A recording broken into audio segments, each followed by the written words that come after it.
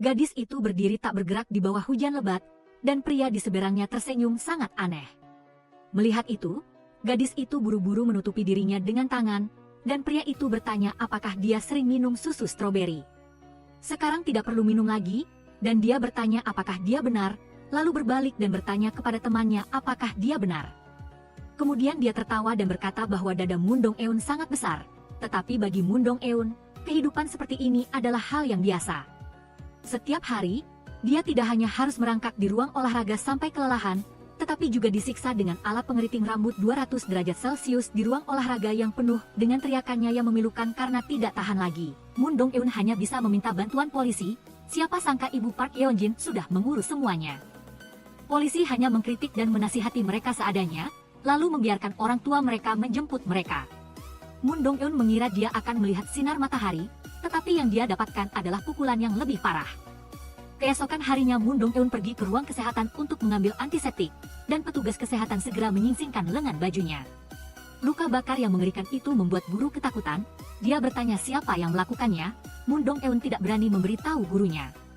Saat itu bel yang familiar berbunyi, seorang gadis menarik tirai, dan dengan jujur menjawab bahwa dia yang melakukannya, termasuk yang sebelumnya juga dia yang melakukan semuanya. Murid kaya itu bersikap sangat arogan, dan petugas kesehatan muda itu tidak bisa berbuat apa-apa padanya di malam hari. Park Yeon-jin dan gengnya dengan sengaja masuk ke kamar sewaan Moon Dong-eun. Pertama mereka mengiris celengan babi plastik Moon Dong-eun, lalu menumpahkan semua uang receh ke tanah, seolah-olah hanya dengan begitu mereka bisa menegaskan status sosial mereka yang lebih tinggi. Saat itu Park Yeon-jin melirik, melihat betis Moon Dong-eun yang ramping dan putih bersih, lalu melihat setrika di tanah. Dia tiba-tiba mendapat ide baru, dan Moon Dong-eun pun mengalami malam yang menyakitkan. Setelah mereka pergi, Moon Dong-eun berdiri sendirian di atap. Dia ingin mengakhiri hidupnya yang tragis ini. Namun begitu kakinya keluar, ia menariknya kembali. Salju besar yang jatuh di lukanya membuatnya gatal. Moon Dong-eun mengusap salju ke kakinya, tetapi kemarahannya belum reda. Dia bahkan melepaskan semua pakaiannya dan berbaring di salju. Mungkin hanya dengan begitu rasa sakitnya bisa sedikit berkurang. Akhirnya Moon Dong-eun memilih untuk putus sekolah. Ketika guru wali kelas membaca alasan kekerasan di sekolah pada formulir pengunduran diri, ia langsung khawatir akan memengaruhi karir mengajarnya. Setelah itu Moon Dong-eun juga menyebutkan putra guru wali kelas, mengatakan bagaimana jika putranya juga mengalami kekerasan seperti dirinya. Kata-kata inilah yang benar-benar membuatnya marah. Dia segera melepaskan jam tangannya lalu bertanya kepada Moon Dong-eun ada apa dengan putranya, lalu menampar wajahnya dengan keras, sambil memukulnya terus-menerus dan menyuruhnya mengulangi kalimat itu. Guru-guru lain menasihatinya agar tidak memukul lagi, tetapi dia sama sekali tidak mendengarkan. Tangannya terus memukul tanpa henti, lebih dari 10 tamparan mendarat di wajah Moon Dong-eun. Baru setelah kemarahannya reda dia berhenti. Demi kehormatan putrinya, Ibu Park Yeon-jin datang menemui Ibu Moon Dong-eun dengan harapan bisa mengubah alasan pada formulir pengunduran diri. Ketika melihat setumpuk uang tebal, wanita itu langsung setuju dengan senang hati. Ketika Moon Dong-eun kembali ke kamar sewanya, maka yang tersisa hanyalah sebuah kamar kosong. Pemilik rumah mengatakan kepadanya bahwa kamar itu sudah dibayar. Moon Dong-eun melihat alasan pada formulir pengunduran dirinya telah diubah menjadi karena dia tidak bisa beradaptasi. Dia benar-benar kecewa pada ibunya. Lalu dia pergi ke sungai dengan sedih, tetapi air sungai yang dingin menghapus keinginan Moon Dong-eun untuk bunuh diri. Dia berpikir bahwa jika dia tidak takut mati, apalagi yang tidak berani dia lakukan. Keesokan harinya Moon Dong-eun bertekad pergi ke ruang olahraga. Park Yeon-jin dan gengnya juga telah menemukan target penindasan baru. Dia menceritakan mimpi setiap orang dalam geng penindas itu. Lisara adalah seorang pelukis, Jeon Jae-jeon mewarisi lapangan golf, atau Choi Hye-jeng adalah seorang pramugari. Kemudian dia bertanya pada Park Yeon-jin apakah mimpinya adalah menjadi ibu dan istri yang baik.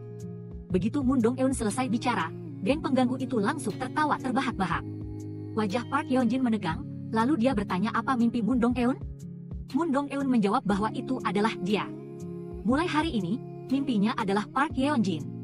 Dia mengatakan bahwa mereka berdua pasti akan bertemu lagi. Setelah itu dia tersenyum sangat menakutkan.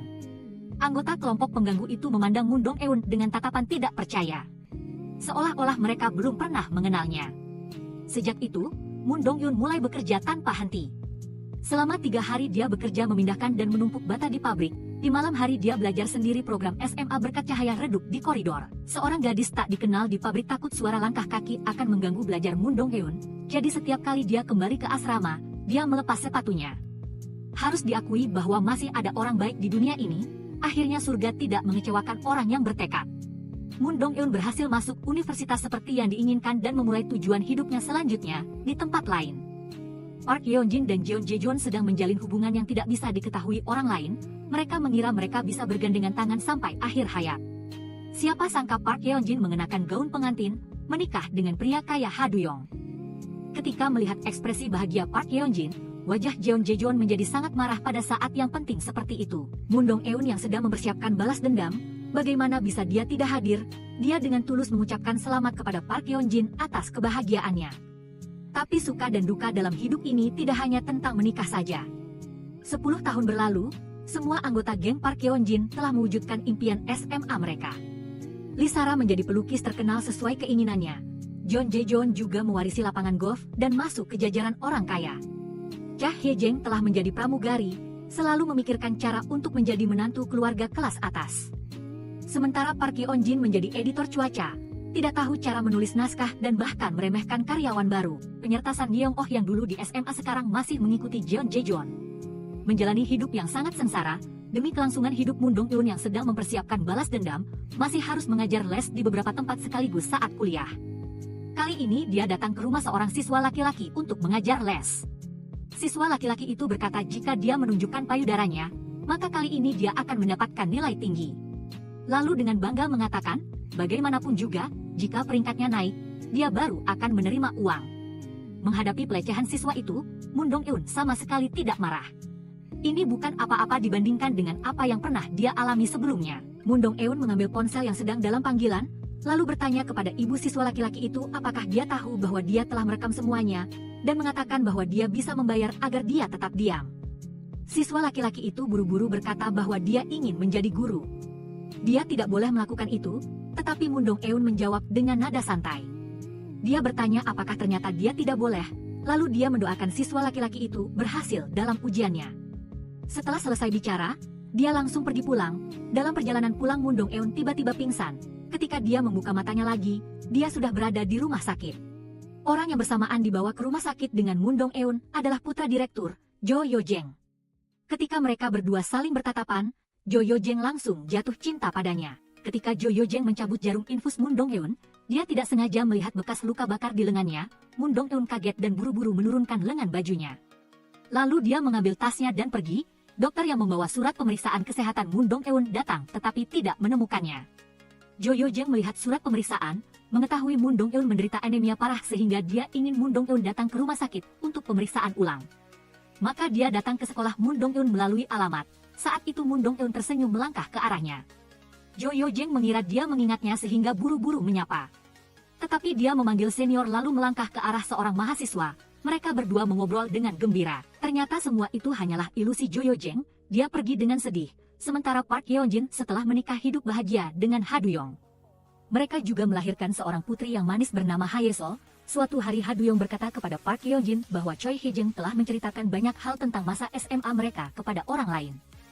Park Yeon-jin segera bertanya dengan cemas apakah itu termasuk ceritanya. Apa sebenarnya yang telah diceritakan Choi Hye-jeng? Dia sangat khawatir bahwa Choi Hye-jeng akan menceritakan kepada orang lain tentang penindasan di SMA. Tetapi Ha Du-yong menjawab bahwa Choi Hye-jeng hanya membicarakan tentang prestasi saat itu saja. Ketika mendengar kalimat ini, Park Yeon-jin langsung menghela napas lega. Untuk mencegah Choi Hye-jeng berbicara sembarangan, dia segera mengatur pertemuan dengan Lee Sara dan Choi Hye-jeng. Tapi keluarga Choi Hye-jeng tidak mampu. Orang tuanya membuka toko binatu. Seluruh keluarga hidup dari toko binatu ini, jadi dia sering diam-diam mengenakan pakaian yang dikirim pelanggan untuk dicuci. Kali ini dia juga memilih gaun mahal. Jelas gaun ini tidak pas untuknya. Lee Sara memperingatkan Choi Hye-jeng untuk tahu diri. Jika dulu tidak ada Moon Dong-eun, maka yang dibully adalah dia, yang terbakar juga dia. Park Yeon-jin juga pergi memperingatkan Choi Hye-jeng. Choi Hye-jeng boleh bermain dengan teman-teman, tapi harus menjaga mulut. Jangan pernah membicarakan masa SMA mereka di depan orang lain. Itu bukan hal yang patut dibanggakan. Dan menyuruh Choi Hye-jeng mengangguk jika dia mengerti, mengira Choi Hye-jeng akan menangis. Siapa sangka wanita ceria ini malah mengeluarkan ponselnya dan mengunggahnya ke media sosial untuk menunjukkan betapa dekatnya dia dengan mereka. Dan yang aneh adalah, sejak Park Yeon-jin menikah, Moon Dong-eun punya satu target lagi untuk diikuti, yaitu suami Park Yeon-jin, Ha Du-yong. Dia menemukan Ha Duyong sangat suka Go sehingga dia mulai belajar Go sendiri. Selain itu dia juga pergi ke taman untuk melihat kakek-kakek bermain Go. Ha Duyong tahu Moon Dong-eun ingin belajar Go, jadi dia menawarkan diri menjadi gurunya. Karena dia sangat jago Go, Moon Dong-eun bertanya apakah dia bisa belajar di malam hari, karena dia masih harus mengajar les. Maka setiap hari mereka berdua bermain Go bersama di bawah pohon besar di taman, bersama-sama menyaksikan setiap musim semi, panas, gugur, dan dingin berlalu. Seperti hari perpisahan akan tiba juga, Moon Dong-eun berkata kepada Jo Yo-jeng bahwa dia tidak akan datang lagi nanti, dia punya seseorang yang harus dia kalahkan. Dan jalan balas dendam Moon Dong-eun secara resmi dimulai sejak dia mendapatkan sertifikat guru. Tujuannya adalah membuat Park Yeon-jin tidak punya siapa-siapa di sisinya. Bahkan putri yang selalu dia banggakan pun akan meninggalkannya. Suatu hari Moon Dong-eun mampir ke toko merek Jeon Jaejeon, mengambil alasan membeli sepatu untuk secara tidak sengaja bertemu San Myung-oh yang bekerja untuk Jeon Jaejeon. Karena dia tahu San Myung-oh sangat tidak puas dengan Jeon Jaejeon sehingga dia memanfaatkan kebencian di hati San Myung-oh. Sengaja memecah belah hubungan dia dan Jeon Jaejeon, dia mengatakan bahwa dia sangat berharap semua ini akan menjadi milik San Myung-oh segera.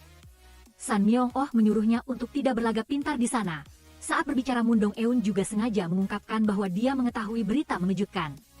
Tetapi karena isi berita ini terlalu provokatif, dia tidak bisa menahannya sendirian, maka orang bodoh seperti San Myung-oh pun masuk ke dalam perangkap Moon Dong-eun. Saat ini agen real estate menelepon, memberitahukan bahwa apartemen yang ingin dibelinya ada kamar kosong. Dia membawa stempel untuk menandatangani kontrak. Moon Dong-eun membeli rumah di seberang rumah Park Yeon-jin seperti yang dia inginkan. Saat dia melihat ke arah rumah Park Yeon-jin, bekas luka di lengannya semakin gatal untuk menjadi guru di SD kota Semyeong. Moon Dong-eun mulai mengumpulkan informasi tentang ketua Chaebol. Saat dia mengobrak-abrik tempat sampah mencari bukti, dia ditemukan oleh pembantu Kang Hyeon-nam. Wanita itu berkata meskipun dia menghindari kamera pengawas, tetapi di ponselnya ada fotonya.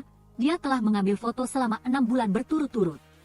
Moon Dong-eun mengira masalahnya telah terungkap jadi dia bermaksud menyuapnya. Siapa sangka Kang Hyeon-nam malah berkata kepadanya bahwa dia melihat ketekunannya selama setengah tahun. Apa yang dia butuhkan akan segera berhasil, dia ingin bergabung dengan pihaknya untuk membantunya. Sekaligus meminta bantuannya juga, dia bertanya apa yang dia butuhkan, dia menjawab untuk membunuh suaminya. Moon Dong-eun sangat terkejut mendengarnya, dia tidak tahu apa penyebabnya yang bisa membuat Kang Hyeon-nam mengucapkan kata-kata jahat seperti itu. Siapa sangka Kang Hyeon-nam telah lama mengalami kekerasan dalam rumah tangga dari suaminya, dan sering ada luka di tubuhnya. Dia tidak hanya memukuli istrinya tetapi juga memukuli putrinya. Ibu dan anak itu sangat menyedihkan melihat nasib Kang Hyeon-nam.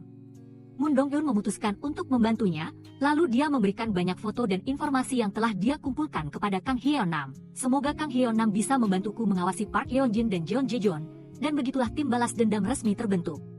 Moon Dong-eun tidak lagi berjuang sendirian. Kang Hyeon-nam sering mengawasi Park Yeon-jin, lalu suatu kali secara tidak sengaja menemukan Park Yeon-jin membawa putrinya ke rumah sakit mata. Moon Dong-eun teringat saat sekolah dulu ada seorang siswa laki-laki yang menertawakan Jeon Jaejeon yang buta warna, lalu hampir dipukuli sampai mati. Untung saat itu San Myung-oh menahan Jeon Jaejeon tepat waktu, jika tidak maka akan jadi masalah besar. Sepertinya kamu tidak bisa menjadi ibu dan istri yang baik ya, Park Yeon-jin. Harus berusaha terus menyembunyikannya ya. Di tempat lain, suami Park Yeon-jin, Ha Duyong, sering datang ke klub Go untuk mengasah kemampuannya. Saat dia sedang fokus bermain Go, perhatiannya teralihkan oleh suara di sampingnya. Karena wanita di depannya ini tidak hanya memiliki teknik bermain Go yang hebat tetapi juga sangat bergaya, Ha Duyong langsung mendekati kerumunan. Dia fokus melihat Moon Dong-eun bermain Go. Moon Dong-eun berkata kepada lawannya bahwa tidak ada jalan keluar lagi. Jika dia menyerah sekarang, dia akan kehilangan 10 wilayah. Ha Duyong merenungkan kata-kata Moon Dong-eun setelah membandingkannya dengan papan Go. Dia langsung memahami makna tersembunyi dari kata-kata itu. Tak lama kemudian lawan Moon Dong-eun kalah dalam pertandingan. Kemampuan dan pengetahuan Go Moon Dong-eun berhasil menarik perhatian Ha Duyong setelah pulang ke rumah. Ha Duyong segera menunjukkan kembali permainan Go Moon Dong-eun. Jelas dia bisa menang sejak awal tetapi menunggu sangat lama baru mengakhiri.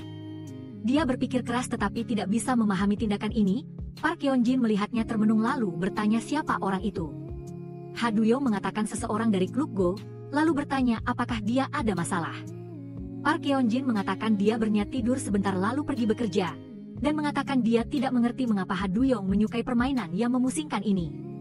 Ha Duyong langsung balik bertanya mengapa dia menggunakan hair dryer padahal itu berbahaya bagi kesehatan. Park Yeonjin kembali bertanya pada Ha Duyong, jelas dia tidak suka hairdrawer, tapi mengapa dia menikahi wanita yang memakai hairdrawer? Ha Duyong pun memberikan jawaban yang memuaskan hatinya, karena Park Yeonjin tidak hanya cantik tetapi juga memiliki kepribadian yang sangat menarik. Setelah Moon Dong-eun meninggalkan klub Go, dia mulai bekerja sebagai tutor di rumah. Hari ini Moon Dong-eun naik kereta api sesuai janji untuk mengajar les putri Kang Hyeonam. Tapi dia bertemu Jo Yo-jeng di kereta. Jo Yo-jeng menatap Moon Dong-eun lekat-lekat. Dia terheran-heran mengira salah lihat orang. Dia bertanya apakah Moon Dong-eun sudah ujian untuk mendapatkan lisensi. Dia menjawab sudah. Lalu dia mengucapkan selamat atas kelulusannya. Moon Dong-eun berterima kasih pada Jo Yo-jeng. Meskipun sudah lama mereka tidak bertemu, Moon Dong-eun mendengar orang-orang di taman berbicara satu sama lain. Dia tahu bahwa Jo Yo-jeng telah menjalani wajib militer selama beberapa tahun ini. Mereka berdua mengobrol banyak hal saat akan pergi. Jo Yo-jeng memberikan kartu namanya kepada Moon Dong-eun, berharap mereka berdua bisa tetap berhubungan. Setibanya di rumah, Moon Dong-eun sedang melihat surat ketika dia bertemu dengan pemilik rumah. Pemilik rumah bertanya-tanya mengapa Moon Dong-eun menyewa kamar dengan tergesa-gesa tetapi sekarang membiarkannya kosong selama lebih dari setengah tahun. Dia menjelaskan bahwa dia belum diterima sebagai guru sekolah. Dia masih berusaha. Dan surat ini adalah berita penting yang dikirim oleh Kang Hyeonam. Ibu itu mengajak Moon Dong-eun bertemu. Dalam video Kang Hyeonam menemukan ketua dewan sekolah memiliki hubungan sesama jenis dengan sopirnya, dan dia juga mengisi suara percakapan ambigu antara keduanya. Saat itulah Moon Dong-eun teringat kotak obat dan surat wasiat yang sobek yang dia temukan di tempat sampah sebelumnya. Dia langsung mengerti mengapa ketua ingin membagi hartanya dengan sopir itu. Tidak lama kemudian Moon Dong-eun menemui ketua, menggunakan hal ini untuk mengancamnya agar memberinya pekerjaan sebagai guru di sekolah dasar kota. Akhirnya dia berhasil menjadi guru wali kelas putri Park Yeonjin. Hari ini Park Yeonjin kembali ke sekolah lamanya untuk menerima penghargaan sebagai siswa teladan. Saat itu Moon Dong-eun berjalan ke arah mereka. Namanya sudah lama tenggelam dalam kelupaan, namun para siswa yang dulu menindasnya kini menjadi siswa teladan. Betapa ironisnya ini, melihat Park Yeonjin berdiri di atas panggung menerima penghargaan. Moon Dong-eun berteriak keras dan memuji Park Yeonjin, melihat tindakan gila Moon Dong-eun ini. Seluruh geng pengganggu menunjukkan tatapan tidak percaya setelah menerima penghargaan. Park Yeonjin tidak hanya menampar Moon Dong-eun, tetapi juga mempertanyakan apa tujuannya datang ke sini hari ini. Moon Dong-eun mengatakan dia masih ingat mimpi Park Yeonjin saat SMA adalah memiliki pekerjaan yang bergengsi dan menikah dengan pria yang hebat di usia yang paling indah. Jelas Park Yeonjin telah mencapai keduanya. Moon Dong-eun sangat mengagumi melihat persahabatan mereka yang bertahan dari SMA hingga sekarang. Jeon Jae-joon berkata masa SMA-nya hanya ada 2 warna hitam putih. Tapi hidupnya sekarang sudah berubah menjadi berbagai macam warna. Moon Dong-eun hanya menjawab, oh begitu, dengan nada penuh makna. Ketika mendekatinya, dia sengaja memperingatkan Park Yeonjin bahwa dia akan memantau gerak-geriknya kapan saja dan di mana saja, mengatakan bahwa dia senang bertemu dengan mereka. Dan mengatakan kepada Jeon Jae-joon bahwa dia mungkin tidak tahu seperti apa berbagai macam warna itu. Setelah selesai bicara Moon Dong-eun langsung pergi, hanya meninggalkan beberapa orang di sana yang sangat marah. Dan sama sekali tidak tahu bahwa mereka akan menghadapi hukuman yang sangat berat. Sejak reuni kelas itu, Yeonjin memerintahkan Myung-oh untuk menyelidiki Dong-eun. Tetapi dia tidak tahu bahwa Myung-oh sudah lama berpihak pada Dong-eun. Saat itu Putri Yeonjin menelepon, mengatakan bahwa wali kelas lamanya sudah berhenti. Dan wali kelas baru tidak hanya baik tetapi juga teman ibunya.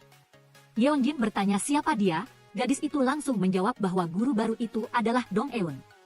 Yeonjin tidak bisa tenang setelah mendengarnya. Dia takut Dong-eun akan menggunakan kekerasan pada putrinya, jadi dia bergegas ke sekolah. Ketika bertemu Dong-eun, dia berkata bahwa sekarang dia sudah masuk perangkap Dong-eun. Dia mengira Dong-eun akan hidup seperti pengemis, lalu menikah dengan pengemis lain. Menjalani kehidupan orang-orang dari kelas bawah. Dong-eun berkata meskipun jalan yang telah dia lalui sangat sulit. Tetapi bagaimana dia bisa menyerah secepat itu jika orang jahat belum dihukum? Menghadapi Dong-eun yang tenang dan tidak sedikit pun takut, Yeonjin hanya bisa berpura-pura tidak peduli. Sebelum pergi, dia menerima pesan di grup teman sekelas. Ternyata wali kelas SMA-nya telah meninggal. Ketika melihat Dong-eun setenang itu, dia langsung mengerti bahwa ini juga merupakan bagian dari rencana balas dendam Dong-eun. Beberapa hari yang lalu Dong-eun membawa seikat bunga segar ke rumah guru wali kelas. Dia bertanya apakah dia hidup dengan baik, memperkenalkan dirinya sebagai Dong-eun. Dia bertanya lagi siapa dia. Dia berkata dia dari SMA Seobnan. Sebagai siswa, Dong-eun mengajukan permohonan putus sekolah pada tahun 2004. Lalu dia bertanya apakah dia tidak ingat ketika mendengar nama Dong-eun ini. Guru wali kelas sangat panik, tepat pada saat itu dia bertemu dengan senior Dong Eun di sekolah. Dia mengatakan ini adalah rumahnya, dan guru wali kelas adalah ayahnya. Dong Eun sengaja berpura-pura terkejut, tetapi sebenarnya dia sudah tahu bahwa senior ini adalah putra guru wali kelas, jadi dia sengaja mendekatinya. Setelah itu dia memberitahu guru wali kelas bahwa dia telah menjadi seorang guru. Dia teringat kembali sikapnya yang sangat buruk terhadap Dong Eun saat SMA, dan juga memukulinya karena masalah putranya. Dia berpikir bahwa Dong Eun pasti datang ke sini untuk membalas dendam. Dong Eun mengucapkan terima kasih kepada guru wali kelas, lalu dengan cepat memberikan buket bunga kepadanya. Senior itu buru-buru menyuruhnya memberikan buket bunga itu kepadanya. Karena ayahnya menderita asma, dia tidak bisa mencium serbuk sari, terutama bunga bakung. Dong Eun tahu senior itu telah lulus ujian pegawai negeri, hanya tinggal wawancara lagi. Guru wali kelas mengira dia ingin merusak masa depan putranya, jadi dia memukul dan memarahinya. Saat ini Dong Eun tidak menyembunyikan apapun lagi. Dia langsung menceritakan tentang dirinya yang dibully di sekolah, dan juga menceritakan kepada senior itu tentang kasus surat aduan. Dia mendengar kata-kata ini dan menjadi sangat marah. Dia telah bekerja keras untuk lulus ujian pegawai negeri, bagaimana mungkin seorang ayah dengan masa lalu yang kotor menghancurkan masa depan baiknya. Jadi dia sengaja menyebabkan insiden alergi serbuk sari yang serupa, dan kemudian hidup guru wali kelas berakhir begitu saja. Saat ini wajah Yeonjin penuh ketakutan, dia tidak bisa memahami Dong Eun di depannya. Dong Eun memperingatkan Yeonjin untuk tidak berani berpikir untuk memindahkan putrinya dari sekolah dan mengganti wali kelas, dia pantas menerima semua konsekuensi ini. Setelah meninggalkan sekolah, Yeonjin mengingat kejadian barusan dan sangat marah, tetapi dia tidak bisa melakukan apa-apa. Di sisi lain, Dong Eun juga mempercepat pembalasan dendamnya. Pertama dia pergi menemui orang yang pernah membantunya saat SMA. Mendengar cerita guru kesehatan, Dong Eun mengetahui bahwa sebelum dia dibully, ada juga seorang siswi yang dibully oleh kelompok Yeonjin. Tetapi saat itu dia masih muda sehingga tidak bisa mengulurkan tangan membantu. Tetapi sekarang Dong Eun bersiap untuk memulai perang yang panjang. Guru kesehatan hanya mengajukan satu permintaan, yaitu dia harus menang. Tidak peduli apakah itu Dong Eun saat berusia 18 tahun atau Dong Eun saat berusia 36 tahun, guru itu akan mendukungnya. Mendengar kalimat ini, Dong Eun langsung menangis karena guru itu adalah satu-satunya cahaya yang menyinari kehidupannya yang gelap. Setelah itu Dong Eun menemui Myung Oh, mendapatkan daftar narkoba yang digunakan Sarah darinya, ditambah dengan informasi yang Hye Jin kumpulkan untuk bisa menikah dengan orang kaya. Sementara Dong Eun memberikan selembar kertas kepada Myung Oh.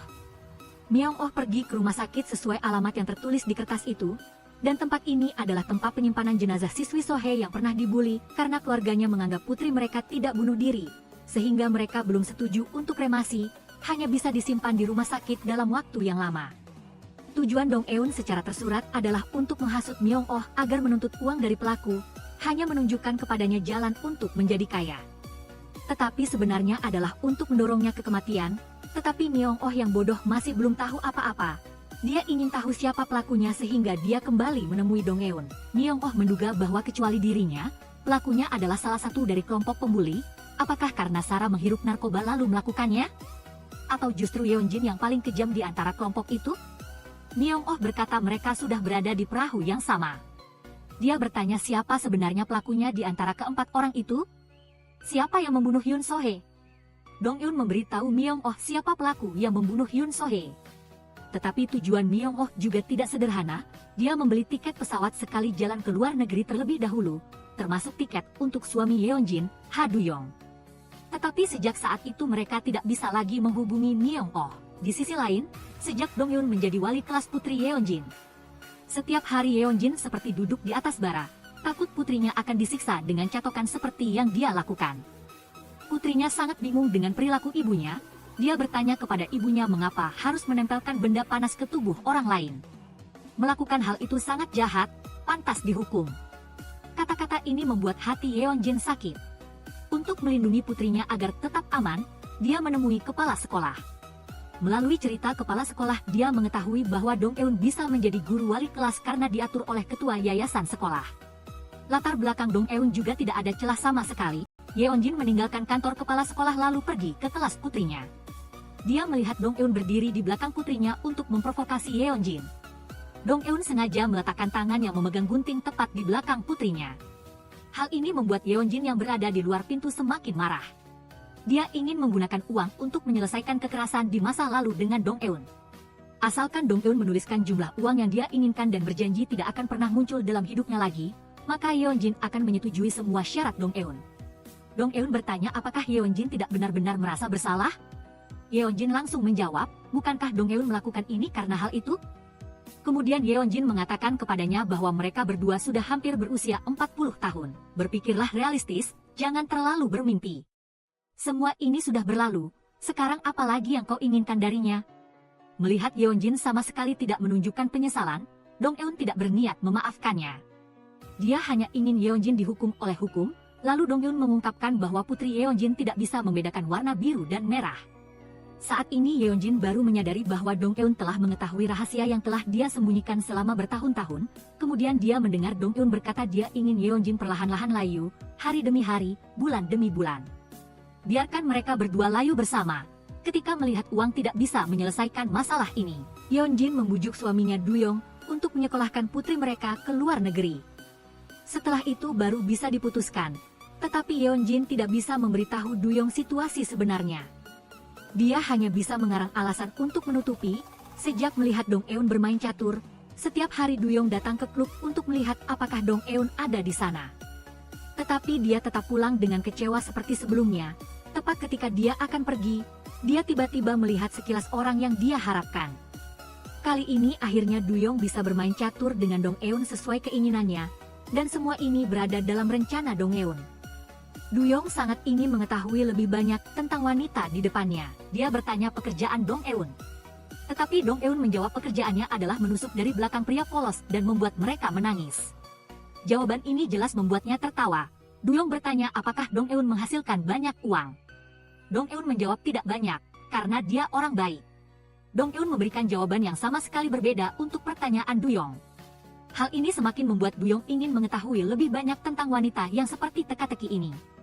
Ketika Dong Eun memenangkan permainan catur dan bersiap untuk pergi, Duyong memintanya untuk bermain satu putaran lagi. Siapa sangka hal ini juga berhasil membuatnya jatuh ke dalam perangkap yang telah Dong Eun atur. Setelah selesai, dia pergi ke toko serba ada untuk makan malam. Duyong lewat dan kembali menyapa. Dia menanyakan banyak hal kepada Dong Eun. Sampai-sampai Dong Eun harus bertanya apakah Duyong selalu banyak bicara seperti itu. Duyong berkata biasanya dia sangat pendiam, terserah Dong Eun mau percaya atau tidak.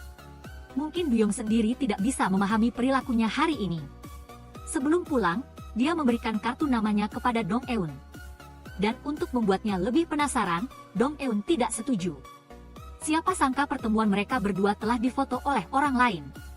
Di sisi lain, rekan kerja Dong Eun, Hyeonam, memanfaatkan kelalaian Hye-jeng dan menukar ponselnya.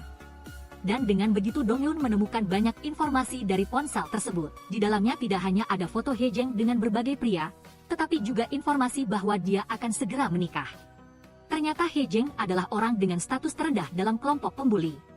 Untuk memuaskan kesombongan dirinya, dia hanya bisa meningkatkan statusnya dengan menikahi pria kaya, dan pria di depannya ini tidak hanya sangat kaya, tetapi juga putra kesayangan ibunya. Sayangnya calon ibu mertua tidak terlalu menyukai Hye-jeng. Sebelum menikah, wanita itu memintanya untuk menjalani pemeriksaan kesehatan, dan juga menyelidiki latar belakang keluarganya dengan seksama. Hye-jeng berusaha keras menyamar di depan calon ibu mertuanya. Tiba-tiba dia memanggil guru Moon Dong Eun dan memujinya bahwa dia terlihat lebih cantik hari ini. Moon Dong Eun menatap Choi Hye-jeng dan dengan terkejut memanggil namanya. Choi Hye-jeng sangat terkejut melihat Moon Dong Eun begitu akrab dengan ibu mertuanya. Dia menyadari tujuan Moon Dong Eun datang ke sini agar berhasil menikah dengan keluarga kaya. Dia merendahkan dirinya, berlutut dan memohon pengampunan Moon Dong Eun. Dia mengatakan bahwa apa yang terjadi di sekolah menengah bukan karena dia ingin melakukannya. Dia mengatakan bahwa saat itu dia masih muda dan naif. Siapa yang tidak pernah membuat kesalahan saat tumbuh dewasa? Setelah itu dia terus-menerus memohon pada Moon Dong Eun. Setelah mendengar ini, Moon Dong Eun bertanya apakah ini adalah kesalahan atau kesengajaan. Setelah mengatakan itu, dia segera menarik sebatang kayu yang menyala merah dan mendekatkannya ke wajah Hye-jeng, membuat wanita itu mundur ketakutan. Dia bertanya dengan keras, "Apa kau gila?" Lalu berkata, "Aku ini pramugari." Tetapi Dong Eun menjawab, "Aku harus melalui ketakutan ini setiap hari." Hye-jeng bertanya apakah Dong Eun tidak bisa memaafkannya sekali saja, lalu memohon padanya untuk tidak memberitahu ibu mertuanya. Dia juga memintanya untuk memutuskan kontak dengan ibu mertuanya, cukup menunggu sampai dia menikah. Dia sudah mengajukan cuti, jika dia tidak bisa menikah, dia tidak akan punya penghasilan lagi, dia akan benar-benar mati. Melihat dirinya sudah berlutut tetapi masih tidak dikasihani oleh Dong Eun. Dia tidak melanjutkan penyamarannya lagi, Dong Eun mengeluarkan ponsel yang hilang miliknya. Dia berkata sudah membaca isi penting di dalamnya, sekarang Hye Jeng hanya punya satu jalan, yaitu berpihak padanya, memberikan informasi yang dia butuhkan. Bersamaan dengan itu, Dong Eun juga menemui Sarah. Menggunakan fakta bahwa Sarah mengonsumsi narkoba untuk mengancamnya, Dong Eun meminta Sarah untuk mengisi tas ini dengan uang dolar dalam waktu setengah bulan. Sarah berkata, "Kau mengancamku?" "Ya." Dong Eun bertanya apakah dia belum pernah diancam. Saat bertengkar, Dong Eun menjambak rambut Sarah, lalu mencabut segumpal rambut tebal. Akhirnya dia berkata, "Aku belum mulai mengancammu." Di tempat lain, setiap hari Yo Jeng harus mendengar suara tablet effervescent larut baru bisa tidur. Sepertinya hanya suara ini yang bisa menenangkannya. Saat ini seorang rekan kerja yang baik hati mendengar bunyi teleponnya. Lalu membangunkan Yo Jeng yang tertidur pulas, ketika melihat pengirim pesan kepadanya adalah juniornya. Dia langsung terkejut, dia berteriak, mengira ponselnya rusak. Tidak mungkin harus menunggu 7-8 tahun baru bisa dijawab. Ternyata Yo Jeng mengajari Dong Eun bermain Go selama 7 tahun. Meskipun setelah itu dia selalu mengirim pesan kepada Dong Eun, tetapi tidak pernah dijawab. Hari ini Dong Eun melihat para lansia bermain catur di taman, lalu tiba-tiba teringat masa lalunya. Dia membaca kembali pesan bertanya kabar dari Yo Jeng yang belum pernah dia jawab. Demikianlah Dong Eun segera meminjam alasan untuk menanyakan kepadanya tentang jenis obat yang dia gunakan untuk membalasnya. Karena itulah Yo Jeng sangat gembira. Dia menelepon Dong Eun, menyuruh mereka bertemu langsung, lalu bertanya di mana Dong Eun berada. Hingga malam hari mereka berdua masih berada di bawah pohon besar yang telah menjadi teman mereka selama 7 tahun terakhir. Yo Jeng tahu Dong Eun tetap menjadi guru di sekolah dasar kota Seomyung dan obat yang diminum itu adalah obat khusus untuk penyakit pria. Yo Jeng cemburu mengira itu milik pria yang disukai Dong Eun. Dong Eun menjelaskan bukan seperti itu. Tetapi sebenarnya dia tahu Dong Eun hanya mencari alasan untuk menolaknya, berharap setelah ini dia tidak akan lagi mengirim pesan kepadanya. Dia benar-benar tidak tahu mengapa Dong Eun seperti itu, tetapi dia menyarankan agar Dong Eun melakukannya saja, melakukan apapun yang dia inginkan. Tetapi Dong Eun juga perlu berkencan dengannya, karena dia akan membuat Dong Eun bahagia. Ketika mendengar Yo Jeng menyatakan perasaannya, Dong Eun merasa kebahagiaan saat ini sama sekali tidak nyata. Dia mengira kehidupan gelapnya akan terus berlanjut selamanya, sepanjang hidupnya dia hanya punya satu tugas yaitu balas dendam, meskipun dia juga bersimpati pada Yo Jeng. Tetapi dia masih tidak punya keberanian untuk mencintai siapapun. Dia berkata dia tidak membutuhkan pangeran. Karena yang dia butuhkan bukanlah pangeran, melainkan seorang algojo yang bisa menemaninya adalah orang yang dia butuhkan. Yo Jeng merenungkan kata-kata Dong Eun. Meskipun sekarang dia belum mengerti, tetapi apapun keputusan Dong Eun, dia akan mendukungnya. Maka Yo Jeng menemui ibunya yang seorang direktur rumah sakit. Dia memberitahu ibunya bahwa dia tidak berniat menjadi profesor sehingga dia akan mengundurkan diri, lalu pergi ke Seomyung untuk membuka rumah sakitnya sendiri, karena orang yang disukainya tinggal di kota itu. Ibunya bertanya apakah dia punya kekasih, dia menjawab belum sampai sejauh itu. Dia juga bertanya kepada ibunya apakah ibunya tahu ada jenis orang di dunia ini yang setenang air di dasar danau, tetapi membuat dia gila seperti berada di permukaan air. Ibu Yo Jeng sangat bingung dengan tindakan putranya. Dia berkata bahwa dia melakukan itu bukan untuk mencari uang, bukan juga ke tempat yang membutuhkan tenaga medis untuk membantu, melainkan untuk berkencan, kan? Lalu dia bertanya, apakah dia masih punya harga diri sebagai seorang pria? Untuk mengeluarkan Dong Eun dari sekolah. Yeonjin sudah mencoba segala cara tetapi akhirnya sia-sia, dia hanya bisa pergi ke kuil bersama ibunya. Menggunakan cara ini untuk menghilangkan bahaya. Tetapi ibu Yeonjin bersikeras ingin melaporkan kejahatan Dong Eun ke Kementerian Pendidikan, tetapi ditentang oleh Yeonjin. Karena dia lebih takut putrinya tahu tentang dia yang membuli teman-teman SMA-nya, ibunya berkata dia sudah memberitahunya sebelumnya. Mengingatkan dia untuk tidak menjadi orang baik lagi tetapi dia tidak mendengarkan, solusi tidak ada di belakang tetapi selalu tepat di depannya. Ketika bekerja, Moon Dong Eun selalu dalam keadaan tegang. Dia sering mengunjungi forum perusahaan untuk melihat apakah ada postingan yang merugikan dirinya, tetapi dia malah mendengar rekan-rekan di sampingnya menertawakannya karena tidak tahu cara menulis naskah berita. Dia bisa menjadi presenter karena biaya iklan yang sangat besar dari suaminya, Ha Du-yong. Moon Dong Eun yang mendengar itu segera pergi untuk memprovokasi rekannya. Dia mengajukan pertanyaan yang membuat rekannya marah, dan akhirnya sepenuhnya mendominasi pertarungan ini berkat auranya. Dia juga memperingatkan rekannya jika mereka terus membicarakan hal ini, maka jangan salahkan Park Yeon-jin jika dia mengatakan semua hal buruk tentang rekannya kepada direktur stasiun TV. Saat itu, rekannya akan segera kehilangan pekerjaannya. Malam harinya, Park Yeon-jin makan malam bersama kepala polisi. Dia berharap bisa segera menemukan Moon Dong-eun, tetapi kepala polisi menolak permintaannya dengan alasan situasinya rumit, padahal sebenarnya dia hanya ingin mendapatkan bayaran yang lebih tinggi.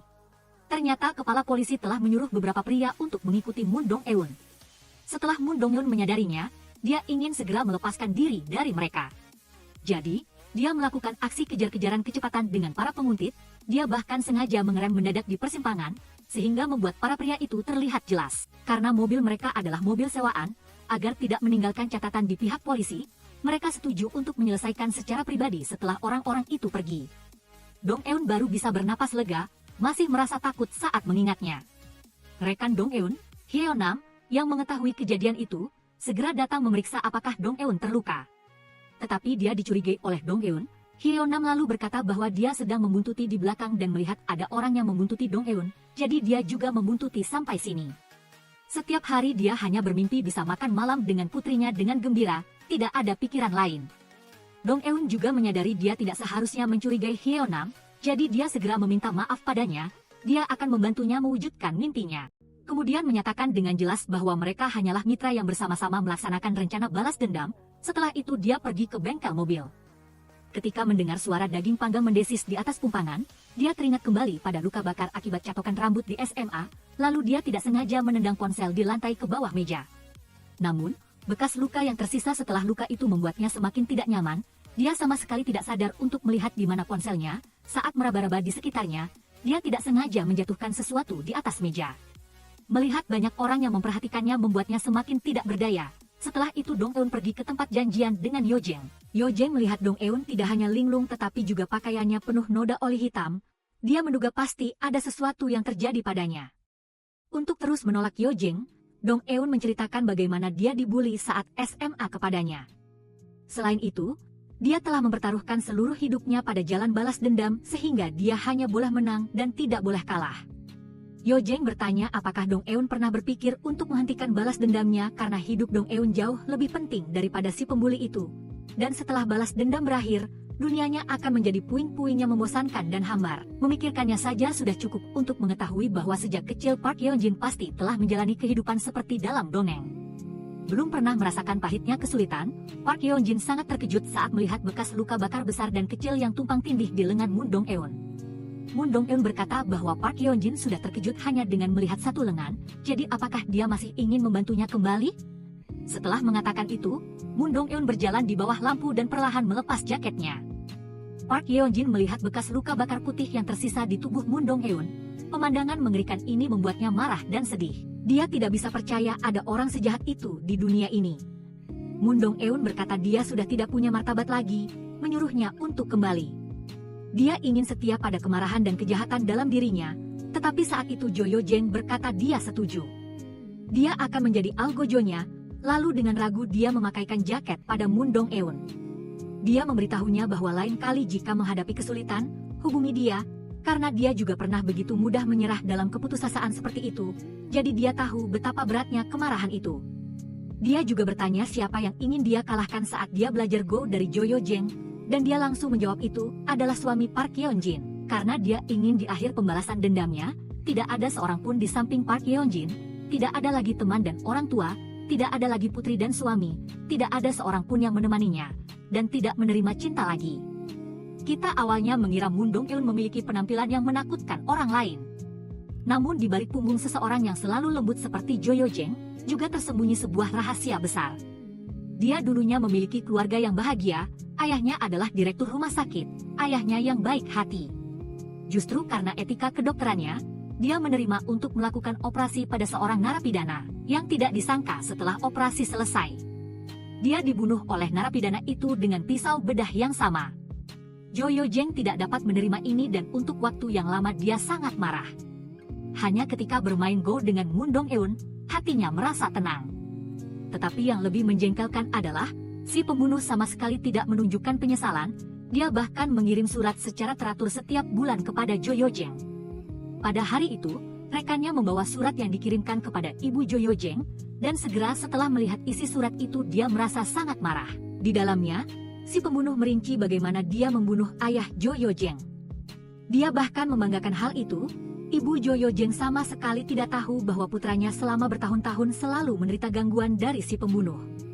Dapat dikatakan bahwa kebencian di dalam Joyojeng tidak kalah dengan Mundong Eun.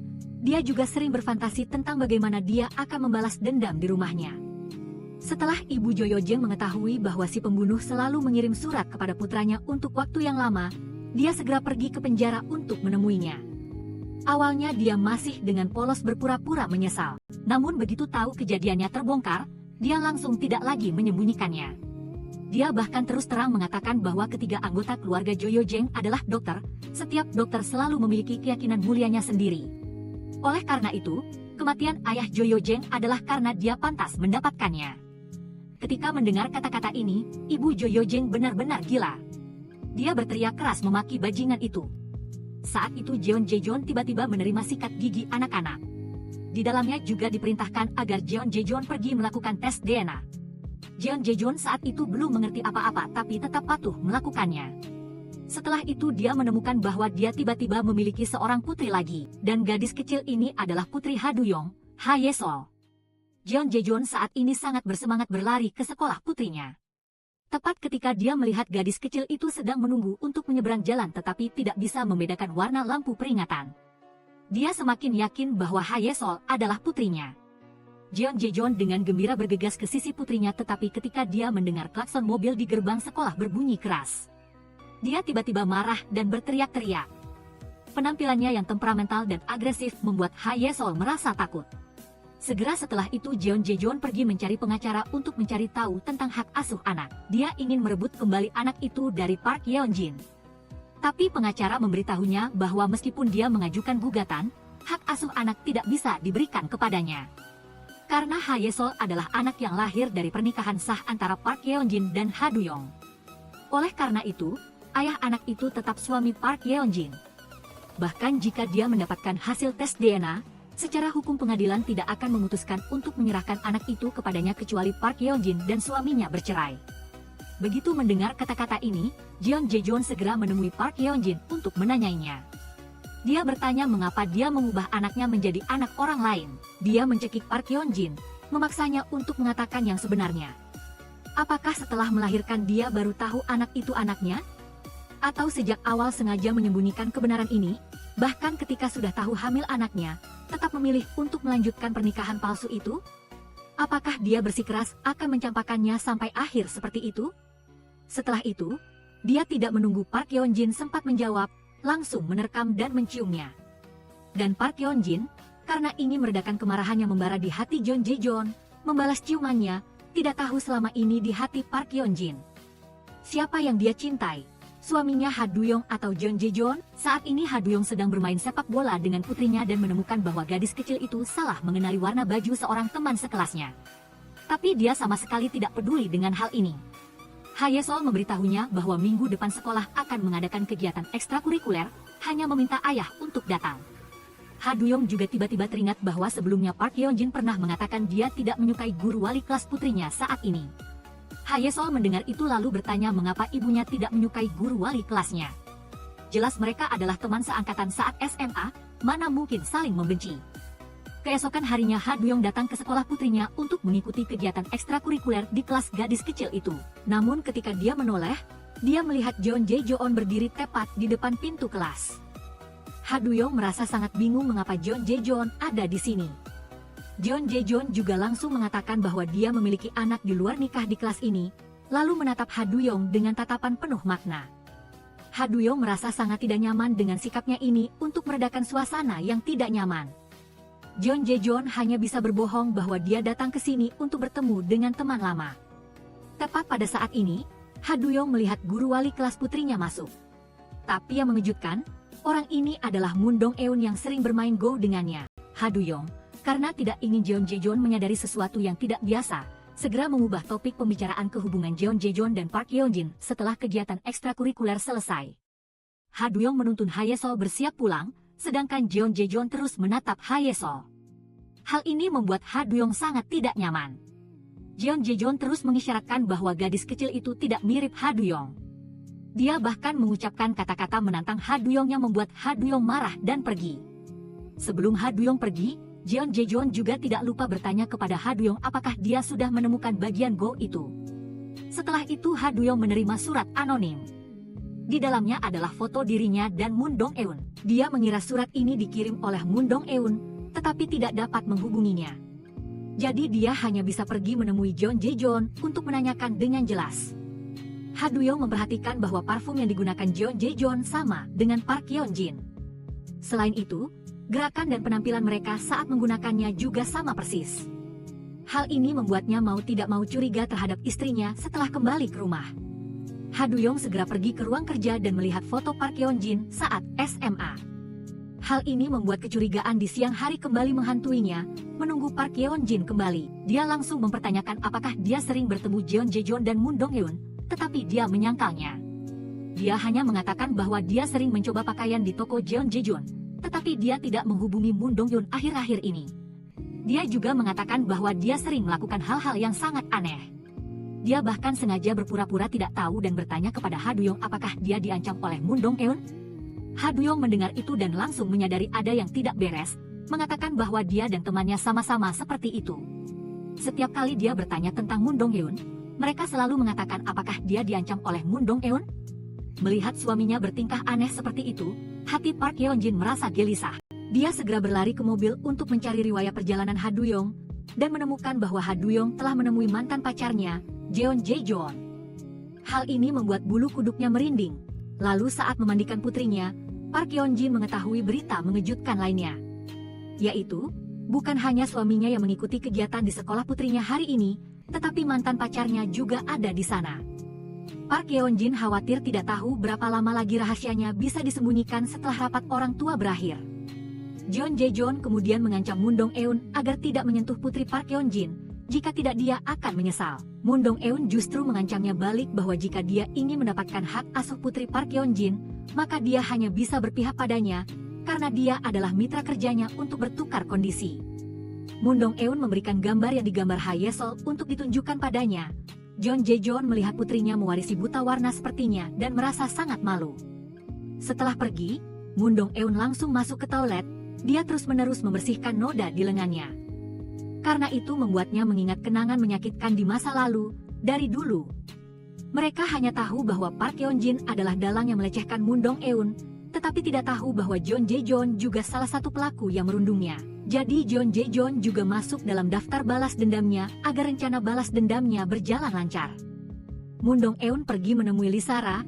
Dia membawa tas penuh dolar dan melemparkannya di depan Moon Dong-eun. Dia mengira dengan begitu dia bisa menghapus semua dosa yang telah dilakukannya, tetapi Moon Dong-eun sama sekali tidak berniat memaafkannya. Dia dengan lembut mengatakan kepadanya bahwa setelah mati dia harus pergi ke surga, karena selama dia masih hidup tempat ini adalah neraka. Lisara mendengar itu lalu bangkit dan mencengkeram Moon Dong-eun bertanya apa maksudnya. Moon Dong-eun memperingatkannya untuk melepaskan tangannya. Jika tidak, kasusnya menggunakan narkoba akan dipublikasikan. Lisara marah tetapi hanya bisa melepaskan dan membiarkannya pergi. Sebenarnya tujuan Moon Dong-eun meminta uang dari Lisara adalah untuk mengirim putri Kang Hyo-nam ke luar negeri. Dengan begitu dia bisa fokus sepenuhnya pada balas dendam. Tidak perlu khawatir lagi, dia menemui Kang Hyo-nam, mengatakan kepadanya bahwa dia akan mempercepat rencananya. Dia akan memulai rencananya pada hari putrinya pergi ke luar negeri. Moon Dong-eun menghibur bahwa meskipun kedua ibu dan anak itu harus menanggung sakitnya perpisahan, tapi hanya dengan begitu gadis kecil itu akan aman, bisa menjauh dari ayah yang kasar dan rencana balas dendam ibunya. Hanya dengan begitu niat awal gadis kecil itu bisa dilindungi. Moon Dong-eun berharap Kang Hyo-nam bisa mempertimbangkan tawarannya. Bersamaan dengan itu, setelah Ha Du-yong bertemu Moon Dong-eun di pertemuan orang tua, dia langsung menebak bahwa perkenalannya dengan Moon Dong-eun pasti bukan kebetulan.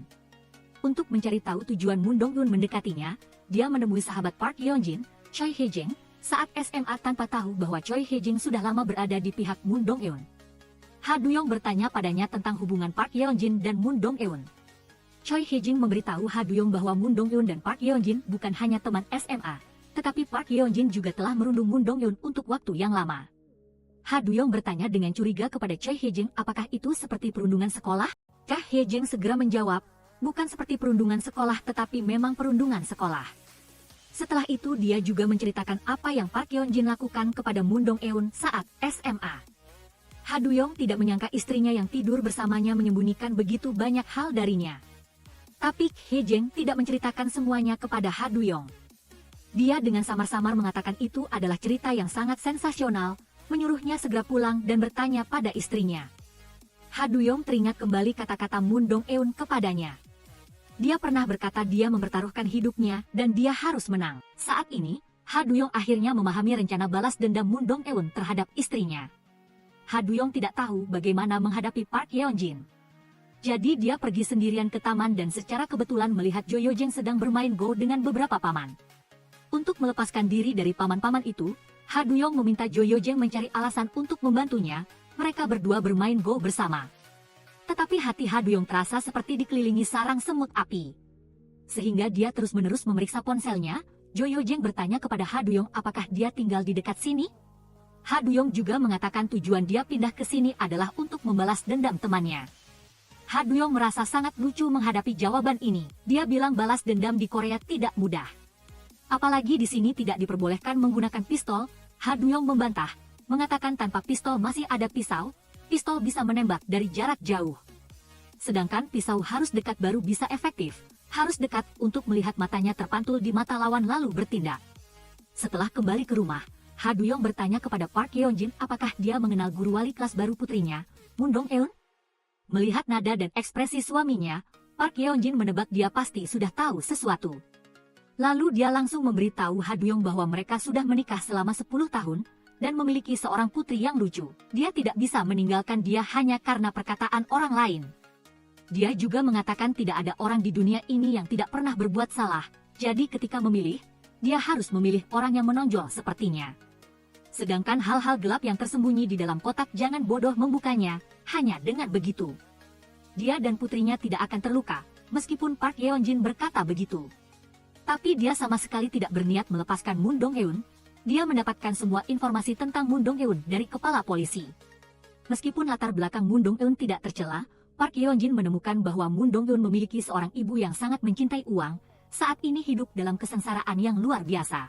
Mendapatkan informasi ini, Park Yeon-jin yakin bahwa wanita itu akan menjadi terobosan untuk mengalahkan Moon Dong-eun. Setelah itu dia juga mengetahui alamat rumah Moon Dong-eun dari kepala polisi, lalu sangat terkejut saat mengetahui Moon Dong-eun tinggal di seberang rumahnya. Dengan lokasi strategis ini, setiap gerak-geriknya akan diawasi oleh Moon Dong-eun. Memikirkan ini, Park Yeon-jin merasa merinding, lalu segera mencari tukang kunci untuk mendobrak pintu rumah Moon Dong-eun.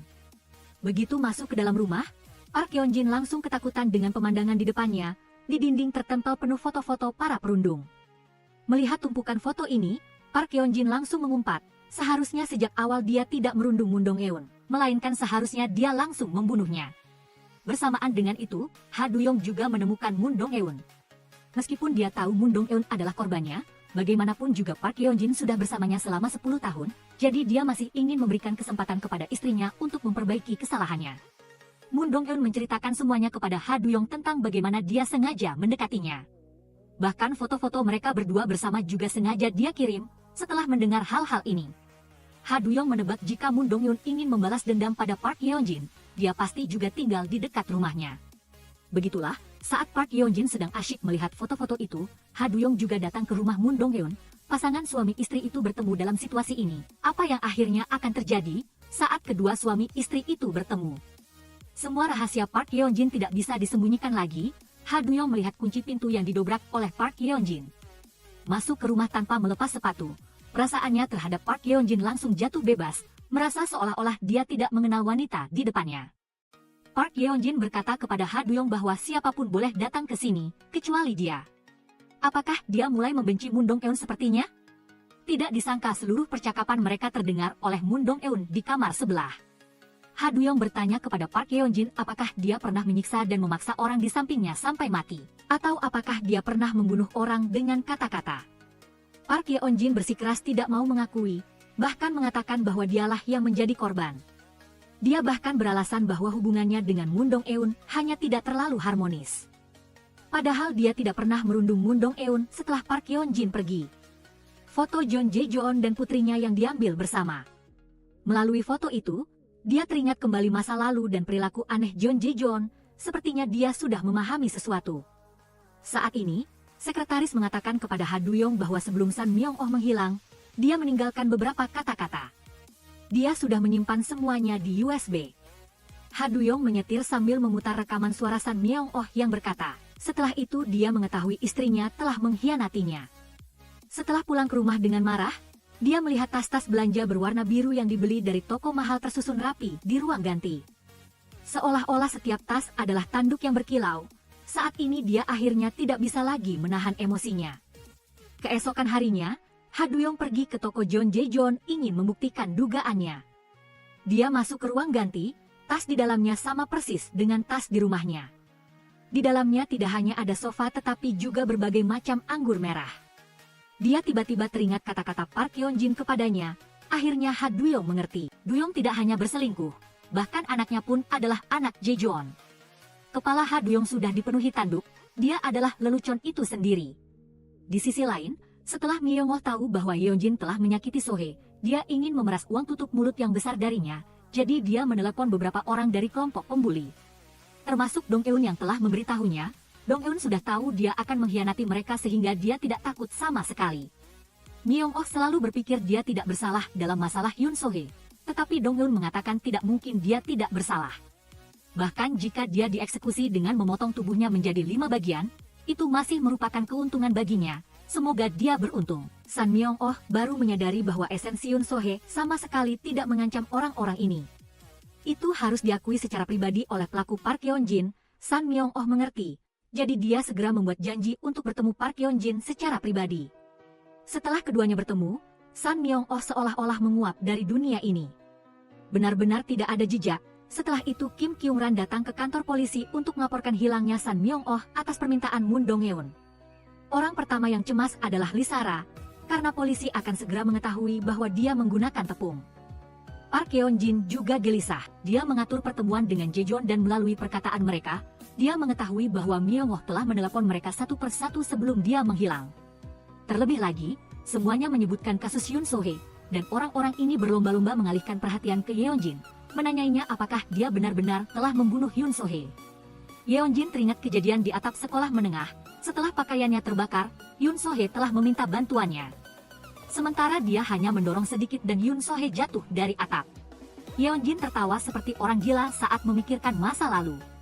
Sambil tertawa, dia memarahi teman-temannya yang memiliki masalah mental, terlihat sangat menakutkan, dan polisi juga dengan cepat mendatangi Jae-jeon untuk mencari tahu situasinya. Jae-jeon mengatakan dia juga tidak tahu tentang Myung-oh, dan sebelum Myung-oh meninggal, ada seseorang yang selalu mencarinya. Polisi bertanya siapa yang mencarinya. Jae-jeon menjawab bahwa itu adalah CEO Ha Du-yong dari Yeomyong Construction Group, dan mengatakan bahwa Ha Du-yong juga memberinya kartu nama, tetapi saat itu mata Ha Du-yong tampak mencurigakan. Pada saat yang sama, Dong-eun juga menemui Yeon-jin. Dia menunjukkan bukti bahwa Yeon-jin telah membulinya saat sekolah menengah.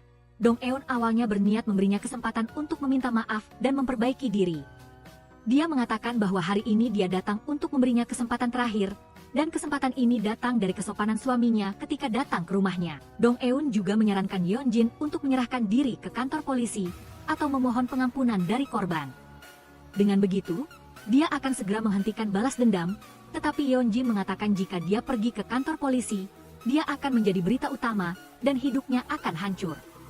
Yeon-jin tidak pernah merasa melakukan kesalahan apapun. Nasib Dong-eun memang sudah ditakdirkan untuk hidup di neraka sejak lahir. Itu tidak ada hubungannya dengan dia. Sekarang Dong-eun bisa menjadi guru. Dia bahkan harus berterima kasih atas apa yang telah dia lakukan padanya di sekolah menengah. Yeon-jin terlihat sangat sombong. Sama sekali tidak menyadari kesalahannya. Saat ini Dong-eun tidak lagi merasa bersalah. Dia mengatakan kepada polisi bahwa dia telah menyerahkan bukti pembunuhan Yoon So-hee oleh Yeon-jin kepada polisi sejak lama. Yaitu tanda nama Yeon-jin yang putus dari bajunya sebelum Yoon So-hee meninggal. Siapa sangka setelah ibu Yeon-jin mengetahui hal ini, dia menggunakan koneksinya untuk mendapatkan tanda nama itu. Jadi, saat ini Dong-eun tidak memiliki bukti pembunuhan Yoon So-hee oleh Yeon-jin, dan tanda nama palsu ini hanyalah umpan untuk memancing Oh mulai bertindak. Adapun bukti sebenarnya, polisi perlu mengumpulkannya sendiri, dan mengenai pihak ibu Yeon-jin. Sebenarnya dia belum menghancurkan tanda nama itu dan masih menyimpannya. tidak tahu apa maksudnya di tempat lain. Dong Eun menyerahkan hasil penyelidikan kasus Yoon So-hee kepada guru perawat, karena ibu Yoon So-hee tidak percaya putrinya bunuh diri, dan masih mencari bantuan di rumah sakit. Secara kebetulan bertemu Dong Eun sehingga menyerahkan laporan penyelidikan kepada Dong Eun. Yo Jeng mengatakan bahwa Yoon So-hee saat itu sedang hamil. Dong Eun menceritakan hal ini kepada guru perawat. Dia berjanji kepada ibu Yoon So-hee bahwa dia pasti akan membalaskan dendam putrinya. Itulah mengapa dia gigih membalas dendam sampai sekarang. Sumber kekuatan balas dendam yang diberikan Yoon So-hee kepada Dong Eun dari jauh telah membantunya bertahan sampai sekarang. Sejak rumah Dong Eun ditemukan oleh Hyun Jin, dia sementara tinggal di rumah Yo Jeng. Saat Dong Eun kembali ke kamar sewanya, dia mulai mengumpulkan foto-foto itu. Tetapi setelah selesai mengumpulkan dan bersiap untuk pergi, dia tiba-tiba menyadari ada satu foto yang hilang. Dong Eun segera menumpahkan semua foto ke lantai dan mencari dengan cermat. Saat itulah dia ingat foto yang hilang adalah foto suami Hyeon Nam. Dong Eun segera menelepon Hyeon Nam, memintanya untuk berhati-hati terhadap Yeon Jin. Kejadian itu persis seperti yang dia duga, foto yang hilang itu ada di tangan Yeon Jin. Dia berdiri di luar mobil dan menyuruh Hyeon Nam untuk tidak berpura-pura lagi, memintanya untuk segera keluar dari mobil. Dia mengancam akan menyakiti putri Hyeon Nam, memaksanya untuk membantunya menghadapi Dong Eun. Setelah berhasil, dia tidak hanya akan membunuh suaminya, tetapi juga akan memberinya sejumlah besar uang. Maka, Hyeon Nam berpura-pura menyetujui permintaan Yeon Jin. Namun sebenarnya, dia masih di pihak Dong Eun. Dia memberitahu Dong Eun bahwa mulai hari ini dia akan menjadi orangnya Yeon Jin. Demi keselamatan putrinya, San Ah, Hyeon Nam meminta Dong Eun untuk merawat gadis kecil itu. Dong Eun berpikir keras, hanya bisa menempatkan San Ah di rumah gurunya. Dong Eun berpesan kepada San Ah untuk tidak menghubungi siapapun selama waktu ini. Dia akan segera mengurus prosedur studi di luar negeri untuk gadis kecil itu. Dong Eun mengatakan Lee San Ah akan pergi studi di luar negeri dan harus belajar dengan giat. Satu-satunya keberanian yang bisa dia gunakan sekarang adalah berbalik dan pergi. Pada saat yang sama, Yeon Jin juga menemui ibu Dong Eun. Dia memberitahu wanita itu bahwa Dong Eun saat ini bekerja sebagai guru di sekolah dasar kota dan menerima gaji pegawai negeri. Jika dia bisa membuat Dong Eun mengundurkan diri dari sekolah, maka kantong uang ini akan menjadi miliknya. Dan begitulah Dong Eun akan disakiti lagi oleh ibunya. Ketika Dong Eun mengajar, wanita itu datang ke sekolah dan membuat keributan. Menarik perhatian semua orang, dia bertanya di mana putrinya? Ini ibumu? Dan bertanya apakah dia hidup dengan baik ketika Dong Eun melihat ibunya. Matanya dipenuhi ketakutan, dan pada malam hari, wanita itu kembali ke kamar sewa Dong Eun untuk membuat masalah. Dong Eun berpikir ini pasti ulah Yeon Jin untuk membalas dendam pada Yeon Jin. Dong Eun meminta Hye Jeng untuk mengajak Yeon Jin ke klinik bedah plastik Yo Jeng. Setelah bertemu, Hye Jeng memberitahu Yeon Jin bahwa Dong Eun adalah teman klub baduk suami Yeon Jin. Mereka berdua sering bermain baduk bersama. Yeon Jin tidak menyangka suaminya begitu akrab dengan Dong Eun. Kemudian Hye Jeng terus mengucapkan kata-kata yang memprovokasi Yeon Jin. Dia juga mengatakan bahwa untuk mengetahui kesalahan yang telah dilakukan Yeon Jin kepada Dong Eun di sekolah menengah, Byung bahkan memberikan tas Hermes edisi terbatas ini kepadanya, tetapi persahabatan di antara mereka mencegahnya melakukan hal itu. Hye Jeng mengatakan itu hanya omong kosong, padahal sebenarnya dia sudah memberitahu Byung semuanya sejak lama. Yeon Jin pulang ke rumah dan menanyai suaminya, bertanya mengapa dari begitu banyak temannya, dia hanya menemui Hye Jeng. Byung menjawab, jadi, siapa yang harus saya tanyai? Saya tidak peduli dengan Lisara yang pecandu narkoba itu, dia menghancurkan hidupnya sendiri. Myung Oh yang hilang, dan bahkan ibumu yang menghabiskan uang untuk dukun. Siapa yang harus saya tanyai sekarang? Yeon Jin bertanya apakah dia benar-benar akan berpihak pada Dong Eun? Saat ini Duyong tidak bisa menahan amarahnya lagi, dia memberitahu Yeon Jin bahwa dia selalu berpihak pada putrinya. Jika dia terus melakukan sesuatu yang salah padanya dan putrinya, tidak perlu banyak bicara lagi, cukup menunggu dalam diam. Namun Yeon Jin sama sekali tidak menunjukkan penyesalan. Ha Duyong kembali ke kantor untuk melihat foto dirinya bersama Dong Eun. Dia ingin tahu keberadaan Myung Oh. Maka, dia mengajak Dong Eun bertemu di sebuah restoran di Seoul. Setelah Dong Eun melepas jaketnya, Ha Duyong terkejut melihat lengannya penuh dengan bekas luka bakar. Para pengunjung lain yang lewat memandanginya dengan tatapan aneh. Namun Dong Eun sudah terbiasa dengan hal itu.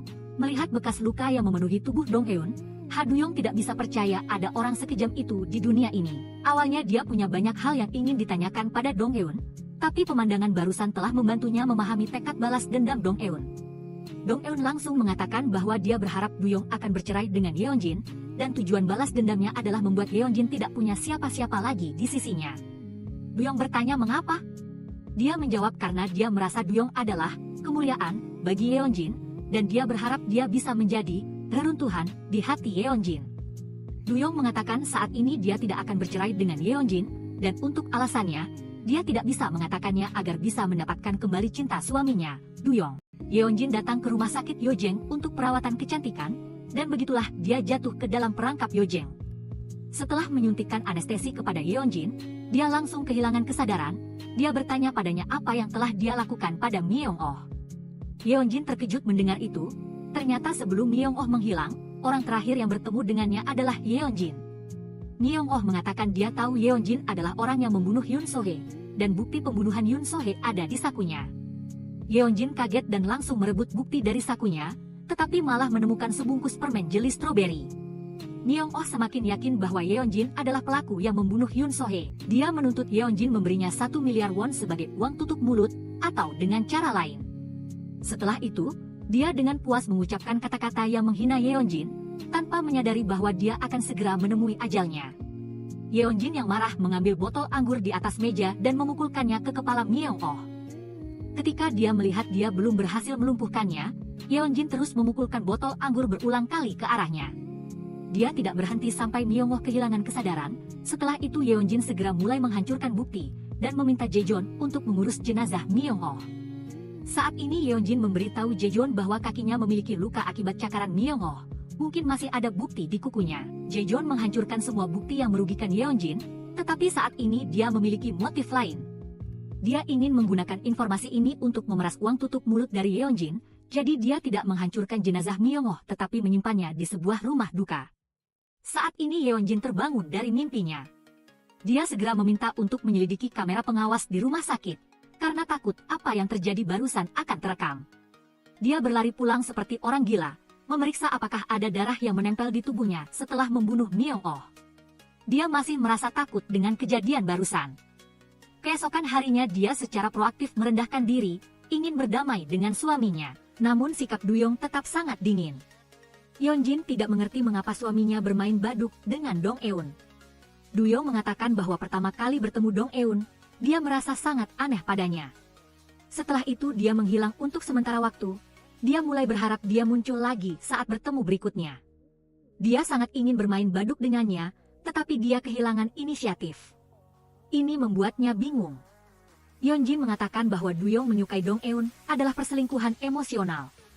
Duyong mengatakan ini juga alasan mengapa dia menanyainya tentang hubungannya dengan Jaejon. Kini Yeonjin pun mengerti mengapa Duyong begitu marah. Suatu hari, Hye-jeng teringat bahwa Myung-oh memiliki iPad. Pesan-pesan di dalamnya disinkronkan dengan telepon. Hye-jeng mendengarkan rekaman di iPad dan menemukan bukti Yeonjin membunuh Myung-oh. Dia mengirim rekaman itu ke Jaejon. Jaejon teringat kamera pengawas di toko beberapa hari yang lalu. Kebetulan file rekamannya hilang tepat pada hari Myung-oh menghilang. Dia yakin kematian Myung-oh ada hubungannya dengan Yeonjin. Jika begitu, dia bisa mendapatkan hak asuh putrinya.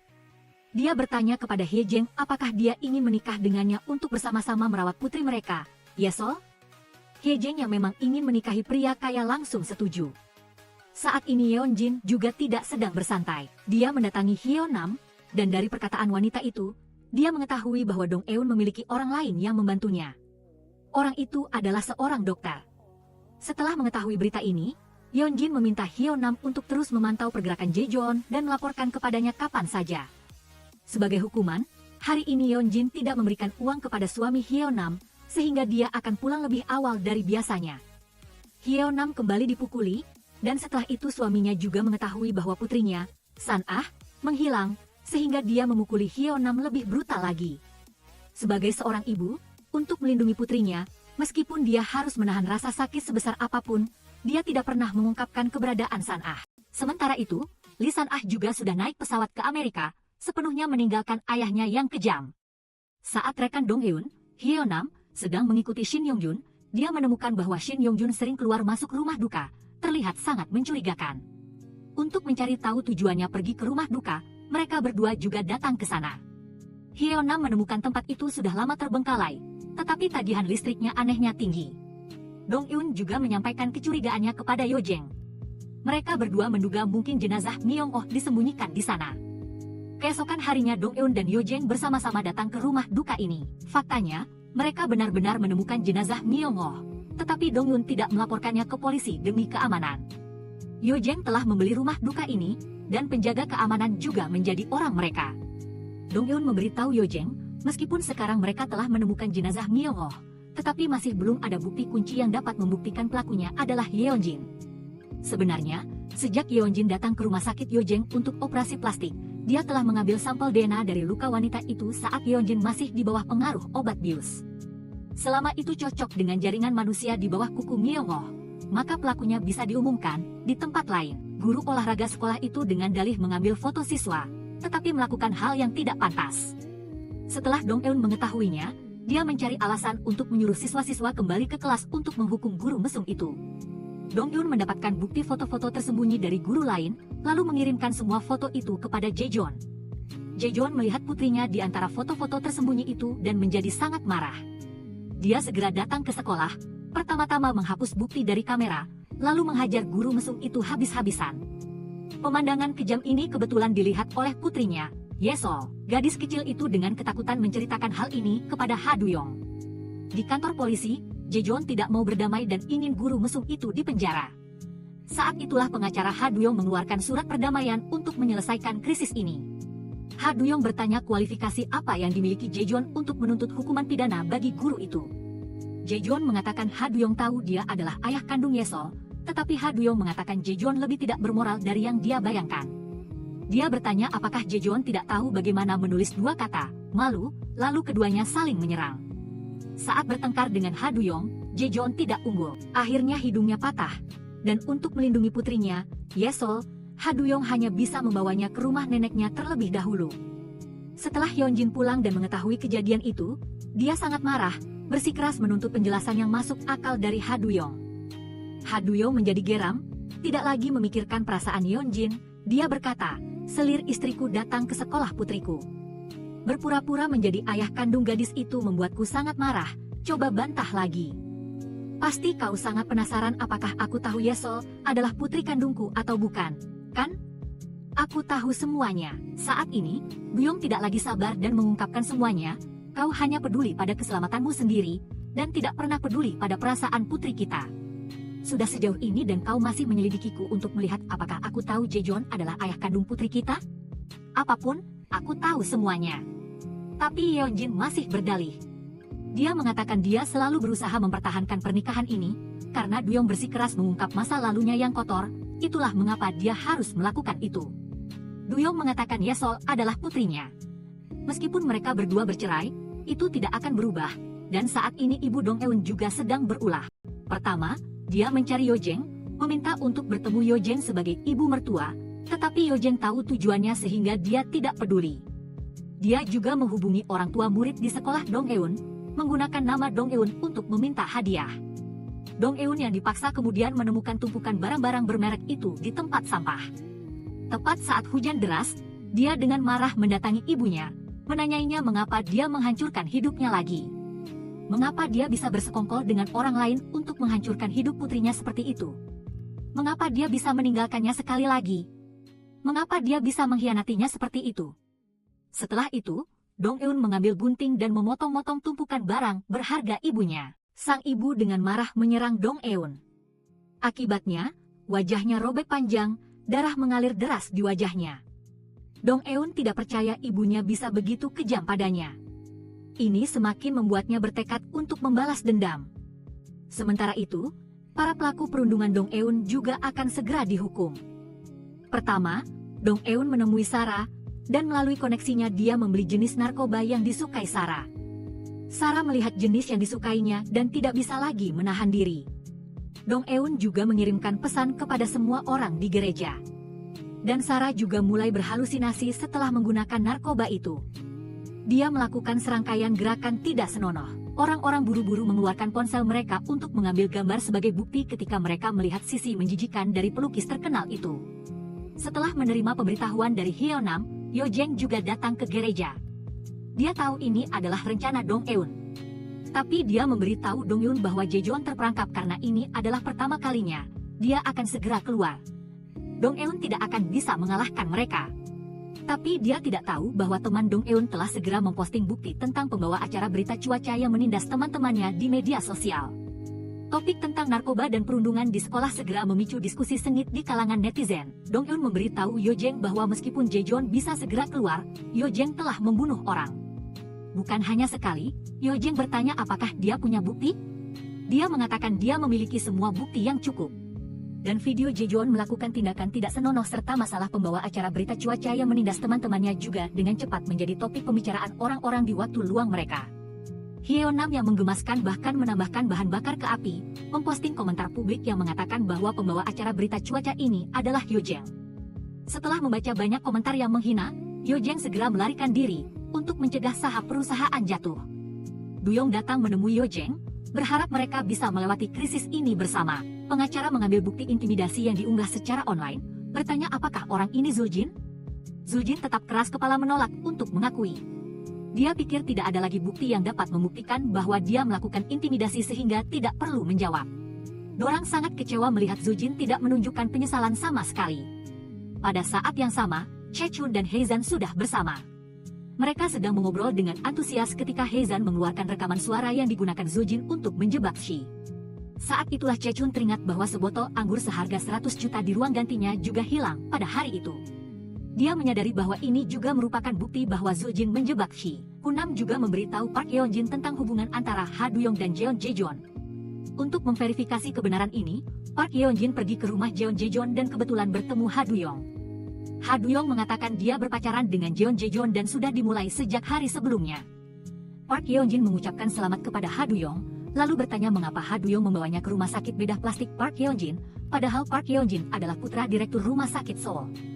Dia bertanya kepada Ha Duyong mengapa dia membantu Moon Dong-eun dan sejak kapan dia memihak Moon Dong-eun. Tetapi sekarang Ha Duyong telah naik kelas dengan Jeon Jaejeon, sehingga dia berbicara dengan lebih berani. Dia juga tidak lagi menyerah pada kesombongan Park Yeonjin. Ha Duyong mengunjungi kantor polisi untuk menemui Lisara, tetapi sebenarnya untuk memecah belah hubungan antara Lisara dan Park Yeonjin. Dia mengatakan bahwa kasus intimidasi Park Yeonjin telah dipublikasikan, tetapi sudah diredam.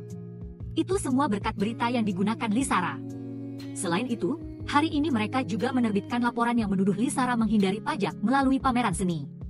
Lisara mendengar ini dan langsung berubah pikiran. Setelah keluar dari kantor polisi, dia menanyai ibunya tentang ponsel lamanya, karena di dalamnya masih ada video bukti Park Yeonjin mengintimidasi teman sekolahnya. Hanya karena saat SMA Park Yeonjin memakai pakaian yang persis sama dengan Lisara, jadi Park Yeonjin langsung meminta Lisara untuk melepasnya di tempat, dan adegan ini direkam oleh Lisara. Park Yeonjin tetap bersikeras, tidak hanya meminta Choi Hae-jeng melepas pakaiannya tetapi juga langsung menamparnya beberapa kali. Choi Hae-jeng tidak berani melawan. Ha Duyong terkejut melihat komentar-komentar yang membanjiri internet, dia tidak menyangka istrinya seperti itu.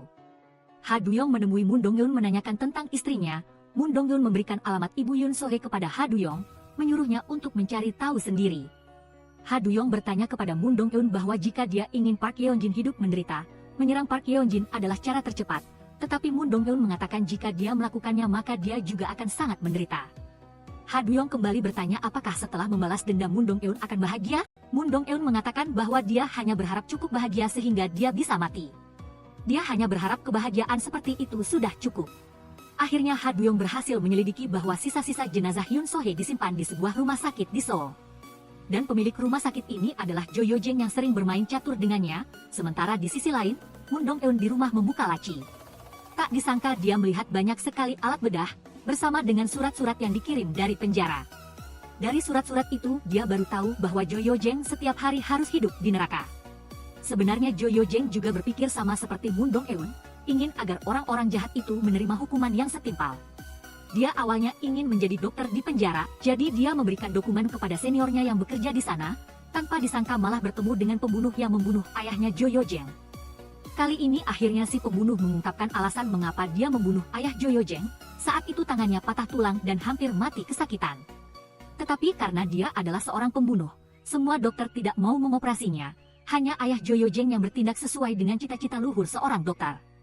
Tetapi sebelum operasi, ayah Jo Yo-jeng teringat akan janji dengan Jo Yo-jeng Khawatir dia makan mie instan tidak baik untuk kesehatan, si pembunuh menganggap itu adalah sebuah penghinaan terhadap dirinya. Oleh karena itu, dia menggunakan pisau untuk membunuh ayah Jo Yo Jeng begitu operasi selesai. Ketika itu dia sangat ingin bertemu dengan putra yang sangat dirindukannya untuk melihat seperti apa rupanya. Pembunuh ini sungguh bejat, mengatakan kebenaran yang sulit diterima seperti itu dengan santai. Jo Yo Jeng mengetahui kebenaran itu dan sangat sedih. Dia tidak tahu bagaimana seharusnya menghukum pembunuh ini setelah pulang. Ha Duyong makan masakan Moon Dong-eun seperti biasa, tidak membuat Moon Dong-eun menyadari apapun. Tetapi Moon Dong-eun memberikan pelukan kepada Ha Duyong untuk menghiburnya, meskipun Moon Dong-eun ingin membalas dendam kepada Park Yeon-jin, dia selalu tidak tega memanfaatkan Ha Duyong. Karena masalah ibunya, Moon Dong-eun harus berhenti dari sekolah sebelum pergi dia bertemu Jeon Jae-jeon. Mengatakan kepada gadis itu bahwa jika gadis itu meminta maka sebelum dia meninggal dia akan meminta maaf kepadanya. Setelah kembali ke rumah sewanya, Moon Dong-eun ingin mengusir ibunya tetapi ibunya seperti orang gila. Dia mengkritik Moon Dong-eun dan ingin menusuk Moon Dong-eun dengan gunting, saat ini potongan daging panggang itu membuatnya terkejut dan ketakutan. Ibunya tahu karena kejadian SMA Moon Dong-eun sangat takut api. Melihat ejekan ibunya, Moon Dong-eun semakin marah saat mereka berdua bertengkar. Ibunya menjatuhkan panggangan, api membakar koran di lantai, seluruh rumah langsung diliputi lautan api. Sang ibu juga menyatakan ingin mati bersama Moon Dong-eun. Dia berteriak menyuruh Moon Dong-eun meminta maaf kepadanya. Memohon pengampunan, sungguh tidak mengerti mengapa ada ibu seperti ini di dunia, hanya melihatnya saja sudah menakutkan. Tapi Moon Dong-eun malah tersenyum dan berkata terima kasih ibu, terima kasih karena ibu tidak berubah sama sekali. Dan semua ini sudah dalam rencana Moon Dong-eun. Akhirnya ibunya didiagnosis oleh dokter memiliki masalah saraf. Moon Dong-eun sendiri yang membawa ibunya ke rumah sakit jiwa. Dia berbisik di telinga ibunya mengatakan bahwa dia hanya bisa melakukan ini padanya, karena dia adalah satu-satunya darah dagingnya. Jadi ibu Moon Dong-eun telah menerima hukuman yang setimpal, tinggal di rumah sakit sepanjang sisa hidupnya, dan karena Park Yeon-jin terlibat dalam rumor kekerasan sekolah. Shin Yong-jun ingin mendapatkan sejumlah uang sebelum dia jatuh. Jadi dia mengancam Park Yeon-jin dengan mayat San Myung-oh, menuntut Park Yeon-jin membelikannya sebuah rumah di Hawaii. Tapi sebelum Park Yeon-jin setuju, polisi telah menemukan mayat San Myung-oh. Hal ini membuat Shin Yong-jun tidak sempat bereaksi. Keduanya bergegas ke tempat mayat untuk memastikan dan menemukan mayat San Myung-oh telah menghilang. Kemudian Cha Hye-jeng menelepon Park Yeon-jin, mengatakan bahwa San Myung-oh sudah mati, dan di tangannya ada rekaman suara Park Yeon-jin membunuh San Myung-oh. Park Yeon-jin sangat marah sampai gila, melampiaskan semua kemarahan di hatinya, tetapi tidak sengaja menjatuhkan barang dari tasnya, dan ini juga merupakan barang yang akan menjatuhkan Park Yeon-jin. Melalui Jeon Jae-jeon, Park Yeon-jin mengetahui bahwa tempat ditemukannya mayat San Myung-oh adalah lokasi tempat Yoon So-hee jatuh. Jeon Jae-jeon mengatakan kepada Park Yeon-jin bahwa di ponsel Choi Hye-jing ada rekaman suara, dan botol anggur yang hilang dari ruang gantinya pasti memiliki sidik jari Park Yeon-jin. Saat ini Park Yeon-jin menggunakan putrinya sebagai alasan. Memohon Jeon Jae-jeon untuk membantunya menyediakan bukti alibi. Jeon Jae-jeon sekali lagi menyetujui permintaan Park Yeon-jin. Dia menemui Ha Duyong, memberikan rekaman suara San Myung-oh kepada Ha Duyong, dan juga mengancam dengan hak asuh putrinya, menuntut Ha Duyong memberikan bukti alibi Park Yeon-jin. Dengan demikian mereka akan menjadi kaki tangan. Ha Duyong mendengar itu sangat bertentangan. Dia tidak tahu pilihan apa yang akan diambilnya. Pada saat yang sama Lisara datang ke rumah Park Yeon-jin, menanyai Park Yeon-jin mengapa dia menggunakan berita buruknya untuk menutupi berita buruk Park Yeon-jin. Mengungkapkan masalah penghindaran pajaknya kepada wartawan, sebelum Lisara selesai berbicara, Park Yeon-jin menyadari ada barang yang hilang dari tasnya. Dia menduga itu pasti jatuh saat dia pergi melihat mayat San Myung-oh. Jadi dia memanfaatkan kegelapan malam untuk masuk ke rumah duka, mencari barang yang hilang. Tak disangka, saat itu Cha Hye-jeng tiba-tiba muncul. Park Yeon-jin hanya bisa beralasan sedang mencari toilet untuk melarikan diri. Tapi Hye-jeng tidak berniat melepaskannya begitu saja, mengatakan, tadi aku melihatmu sepertinya mencari sesuatu. Apakah ini? Dia juga mengulurkan tangannya untuk menunjukkan barang itu kepada Park Yeon-jin, menyuruhnya mengambilnya, bagaimanapun juga sekarang tidak membutuhkan bukti lain lagi. Saat itu Park Yeon-jin menerima pesan dari ibunya yang menyuruhnya datang ke kantor polisi untuk menjemputnya. Ternyata Kang Hyo-nam sengaja menceritakan masalah pembunuhan Park Yeon-jin kepada suaminya yang pecandu alkohol. Pria ini, karena ingin memeras lebih banyak uang, sering menelepon dan mengganggu ibu Park Yeon-jin, bahkan sampai mendatangi rumah untuk mengancam. Ibu Park Yeon-jin awalnya ingin mencari bantuan Shin Yong-jun, tetapi ditolak olehnya, Terpaksa dia hanya bisa berbuat nekat. Dia menyuruh dukun untuk menghubungi suami Kang Hyeonam, membuat janji transaksi tunai keesokan paginya. Pria itu dengan antusias segera berangkat, tak disangka tindakan ini juga membuka pintu hitungan mundur menuju kematiannya agar bisa lolos dari kejahatan. Ibu Park Yeon-jin juga melibatkan Shin Yong-jun, dan begitu saja dengan ditemani Shin Yong-jun. Ibu Park Yeon-jin membuat kecelakaan lalu lintas, suami Kang Hyeonam pun karena itu tidak dapat berbuat apa-apa lagi. Keduanya memasuki kantor polisi dengan ekspresi sangat panik, dan ada kepala polisi yang menemani mereka. Polisi lain juga tidak berkomentar lebih lanjut, langsung memutuskan itu adalah kecelakaan lalu lintas untuk menghindari kerumunan Park Yeon-jin. Shin Yong-jun memutuskan untuk membawa uang dan melarikan diri, tetapi bawahannya Shin Yong-jun mengetahui niatnya, juga ingin mendapatkan bagian dari itu. Tetapi Shin Yong-jun menggunakan statusnya untuk menekan, bawahannya yang dipukul juga tidak menyukai sifat buruknya. Mengambil senjata untuk memukul Shin Yong-jun, maka Shin Yong-jun juga telah menyelesaikan misinya.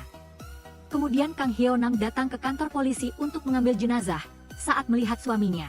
Meskipun dia sangat sedih, perasaan lega yang didapatnya lebih besar. Di depannya, cahaya fajar menunggunya. Ketika Park Yeon-jin tahu bahwa yang meninggal adalah suami Kang Hyeonam, dia langsung menyadari bahwa ini bukan sekadar kecelakaan, melainkan ibunya sengaja membunuh. Sementara itu, seorang peramal bertingkah seperti kerasukan Yoon So-hee.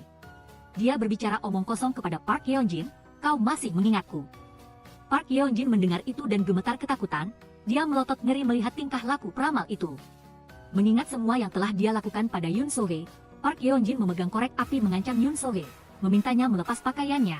Tak disangka api malah membakar pakaian Yoon So-hee.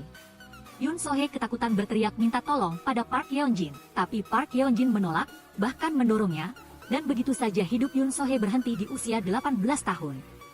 Siapa sangka Moon Dong-hyun juga menyaksikan semuanya, dia juga menemukan tanda nama di baju dan korek api Park Yeon-jin di tempat kejadian. Mengingat semua ini, Park Yeon-jin menoleh dan melihat Moon Dong-hyun juga menatapnya.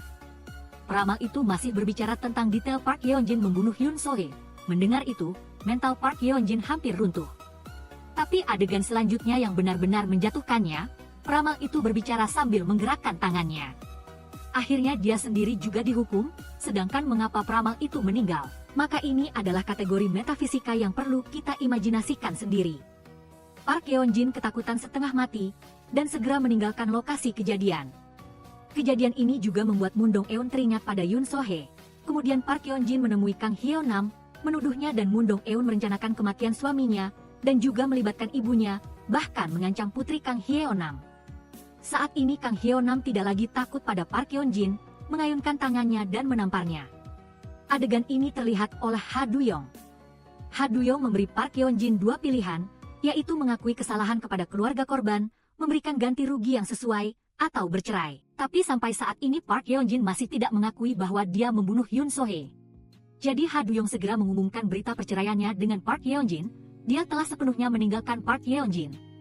Putri Park Yeon-jin juga mengetahui bahwa ibunya menggunakan catokan rambut untuk menyakiti orang lain. Takut teman-temannya tidak mau bermain dengannya lagi, dia mulai merasa jijik terhadap Park Yeon-jin. Benar saja, orang tua dan teman sekolah di sekolah mulai mengucilkan putrinya Park Yeon-jin karena masalah ini. Tapi Ha Du-yong tetap menganggap putrinya Park Yeon-jin sebagai anak kandungnya. Dia datang ke sekolah untuk menghibur gadis itu, dan merentangkan tangannya menyambut gadis itu untuk memeluknya. Putrinya Park Yeon-jin menangis dan memeluk ayahnya, lalu meminta maaf. Ha Du-yong mengatakan semua yang terjadi bukan salah putrinya, karena putrinya Ha Du-yong memutuskan untuk pergi ke luar negeri untuk menghindari gosip. Kelompok perundung datang ke pemakaman San Myung-oh. Cha Hye-jeng memutar video Lisara yang menggunakan tepung terigu sebelumnya. Lisara salah paham bahwa Park Yeon-jin melakukannya untuk membalas dendam padanya. Saat bersiap untuk menyerang, satu kalimat dari Cha Hye-jeng membuat Lisara menyadari bahwa dia salah orang. Lisara segera mencabut pena yang disematkan di rambutnya dan menusukkannya langsung ke leher Cha Hye-jeng. Kelompok perundung hancur berantakan, untungnya polisi datang tepat waktu. Mencegah tragedi terjadi, Lisara sekali lagi ditangkap polisi. Kemudian Jeon Jae-jeon menemui Choi Hye-jeng untuk menanyakan tentang autopsi jenazah Yoon So-hee. Dari situ Choi Hye-jeng mengetahui bahwa saat itu Yoon So-hee sedang hamil, dan bayi itu adalah anak Jeon Jae-jeon. Moon Dong-hyun selalu mengira bayi itu anak San Myung-oh. Awalnya dia sudah berencana melepaskan Jeon Jae-jeon, tapi sekarang baru mengetahui bahwa semua perundung adalah orang jahat. Tidak ada satupun yang bersih. Pada saat yang sama, meskipun Choi Hye-jin diselamatkan tepat waktu, dia masih tidak bisa berbicara dengan normal. Jeon Jae-jeon melihat penampilan buruk Choi Hye-jin ini dan langsung mengajukan perpisahan. Impian Choi Hye-jin untuk menikah dengan orang kaya pun hancur di sini.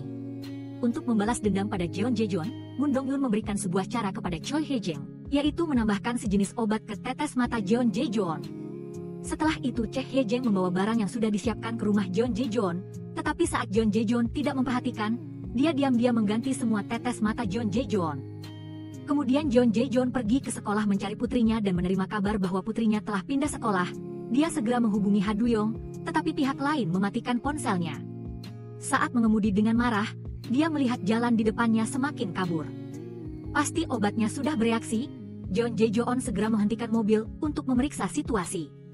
Saat itu sebuah truk besar melaju kencang. Jeon Jae-jeon berhasil lolos dari bencana ini. Dia meraba-raba berjalan ke sebuah bengkel sapi yang ditinggalkan. Saat itu seseorang dengan santai mendorongnya, dan Jeon Jae-jeon begitu saja jatuh ke dalam genangan semen. Melihat pakaiannya, orang ini bukanlah Moon Dong-eun. Pasti Ha Du-yong, karena hanya dengan begitu dia bisa melindungi putrinya dengan baik. Setelah selesai, Ha Du-yong dengan gembira memulai perjalanan ke luar negeri bersama putrinya. Di sisi lain, Moon Dong-eun mengancam ibu Park Yeon-jin dengan masalah pembunuhan yang dilakukan ibunya dengan mobil, menuntutnya untuk menyerahkan papa nama Park Yeon-jin dan meninggalkan Park Yeon-jin. Setelah mempertimbangkan pro dan kontra, untuk memastikan keselamatannya sendiri, dia menyerahkan papa nama kepada Moon Dong-eun. Pembicaraan antara keduanya didengar oleh Park Yeon-jin. Dia berteriak memanggil ibunya dengan histeris. Menangis dengan sangat sedih karena tidak percaya ibunya akan membuangnya. Park Yeon-jin setiap hari hidup dalam ketakutan saat melihat botol anggur muncul di video. Dia segera pergi ke lokasi kejadian yang sudah dijaga polisi di sana. Begitu saja, Park Yeon-jin ditangkap dan diadili atas tuduhan pembunuhan berencana. Setelah itu, Moon Dong-eun datang ke penjara menemui Park Yeon-jin. Dia juga membawa kabar mengejutkan untuknya. Awalnya Park Yeon-jin mengira Sun Myung-oh sudah mati. Karyawan yang bersembunyi di ruang tunggu menunggu Park Yeon-jin pergi, memeriksa situasi dan ternyata Sun Myung-oh masih hidup, memegang botol anggur itu dan memukulkannya ke kepala Sun Myung-oh. Setelah itu Moon Dong-eun datang dan memberitahunya. Dia harus mengakui bahwa orang yang membunuh Sun Myung-oh adalah Park Yeon-jin. Tetapi Park Yeon-jin meskipun mengetahui kebenarannya tidak bisa lagi membalikkan keadaan. Sampai saat ini, semua perundung telah menerima hukuman yang setimpal. Guru wali kelas dibunuh oleh putranya. Ibu Moon Dong-eun dimasukkan ke rumah sakit jiwa, hidup di rumah sakit selama sisa hidupnya. Sun Myung-oh dibunuh oleh Park Yeon-jin. Jeon Jae-jeon jatuh ke lubang semen. Lee Sara ditangkap. Tae Hye-jin bisu dan harus hidup dalam rasa bersalah. Park Yeon-jin dan ibunya harus hidup di penjara dengan 4 tembok mengelilingi mereka selama sisa hidup mereka. Setelah menonton perjalanan balas dendam Moon Dong-eun, saya harus mengagumi kesulitan dan kegigihan usahanya. Semoga kita semua bisa hidup di bawah sinar matahari. Semoga sisa hidup Anda dipenuhi dengan cinta untuk diri sendiri dan keluarga.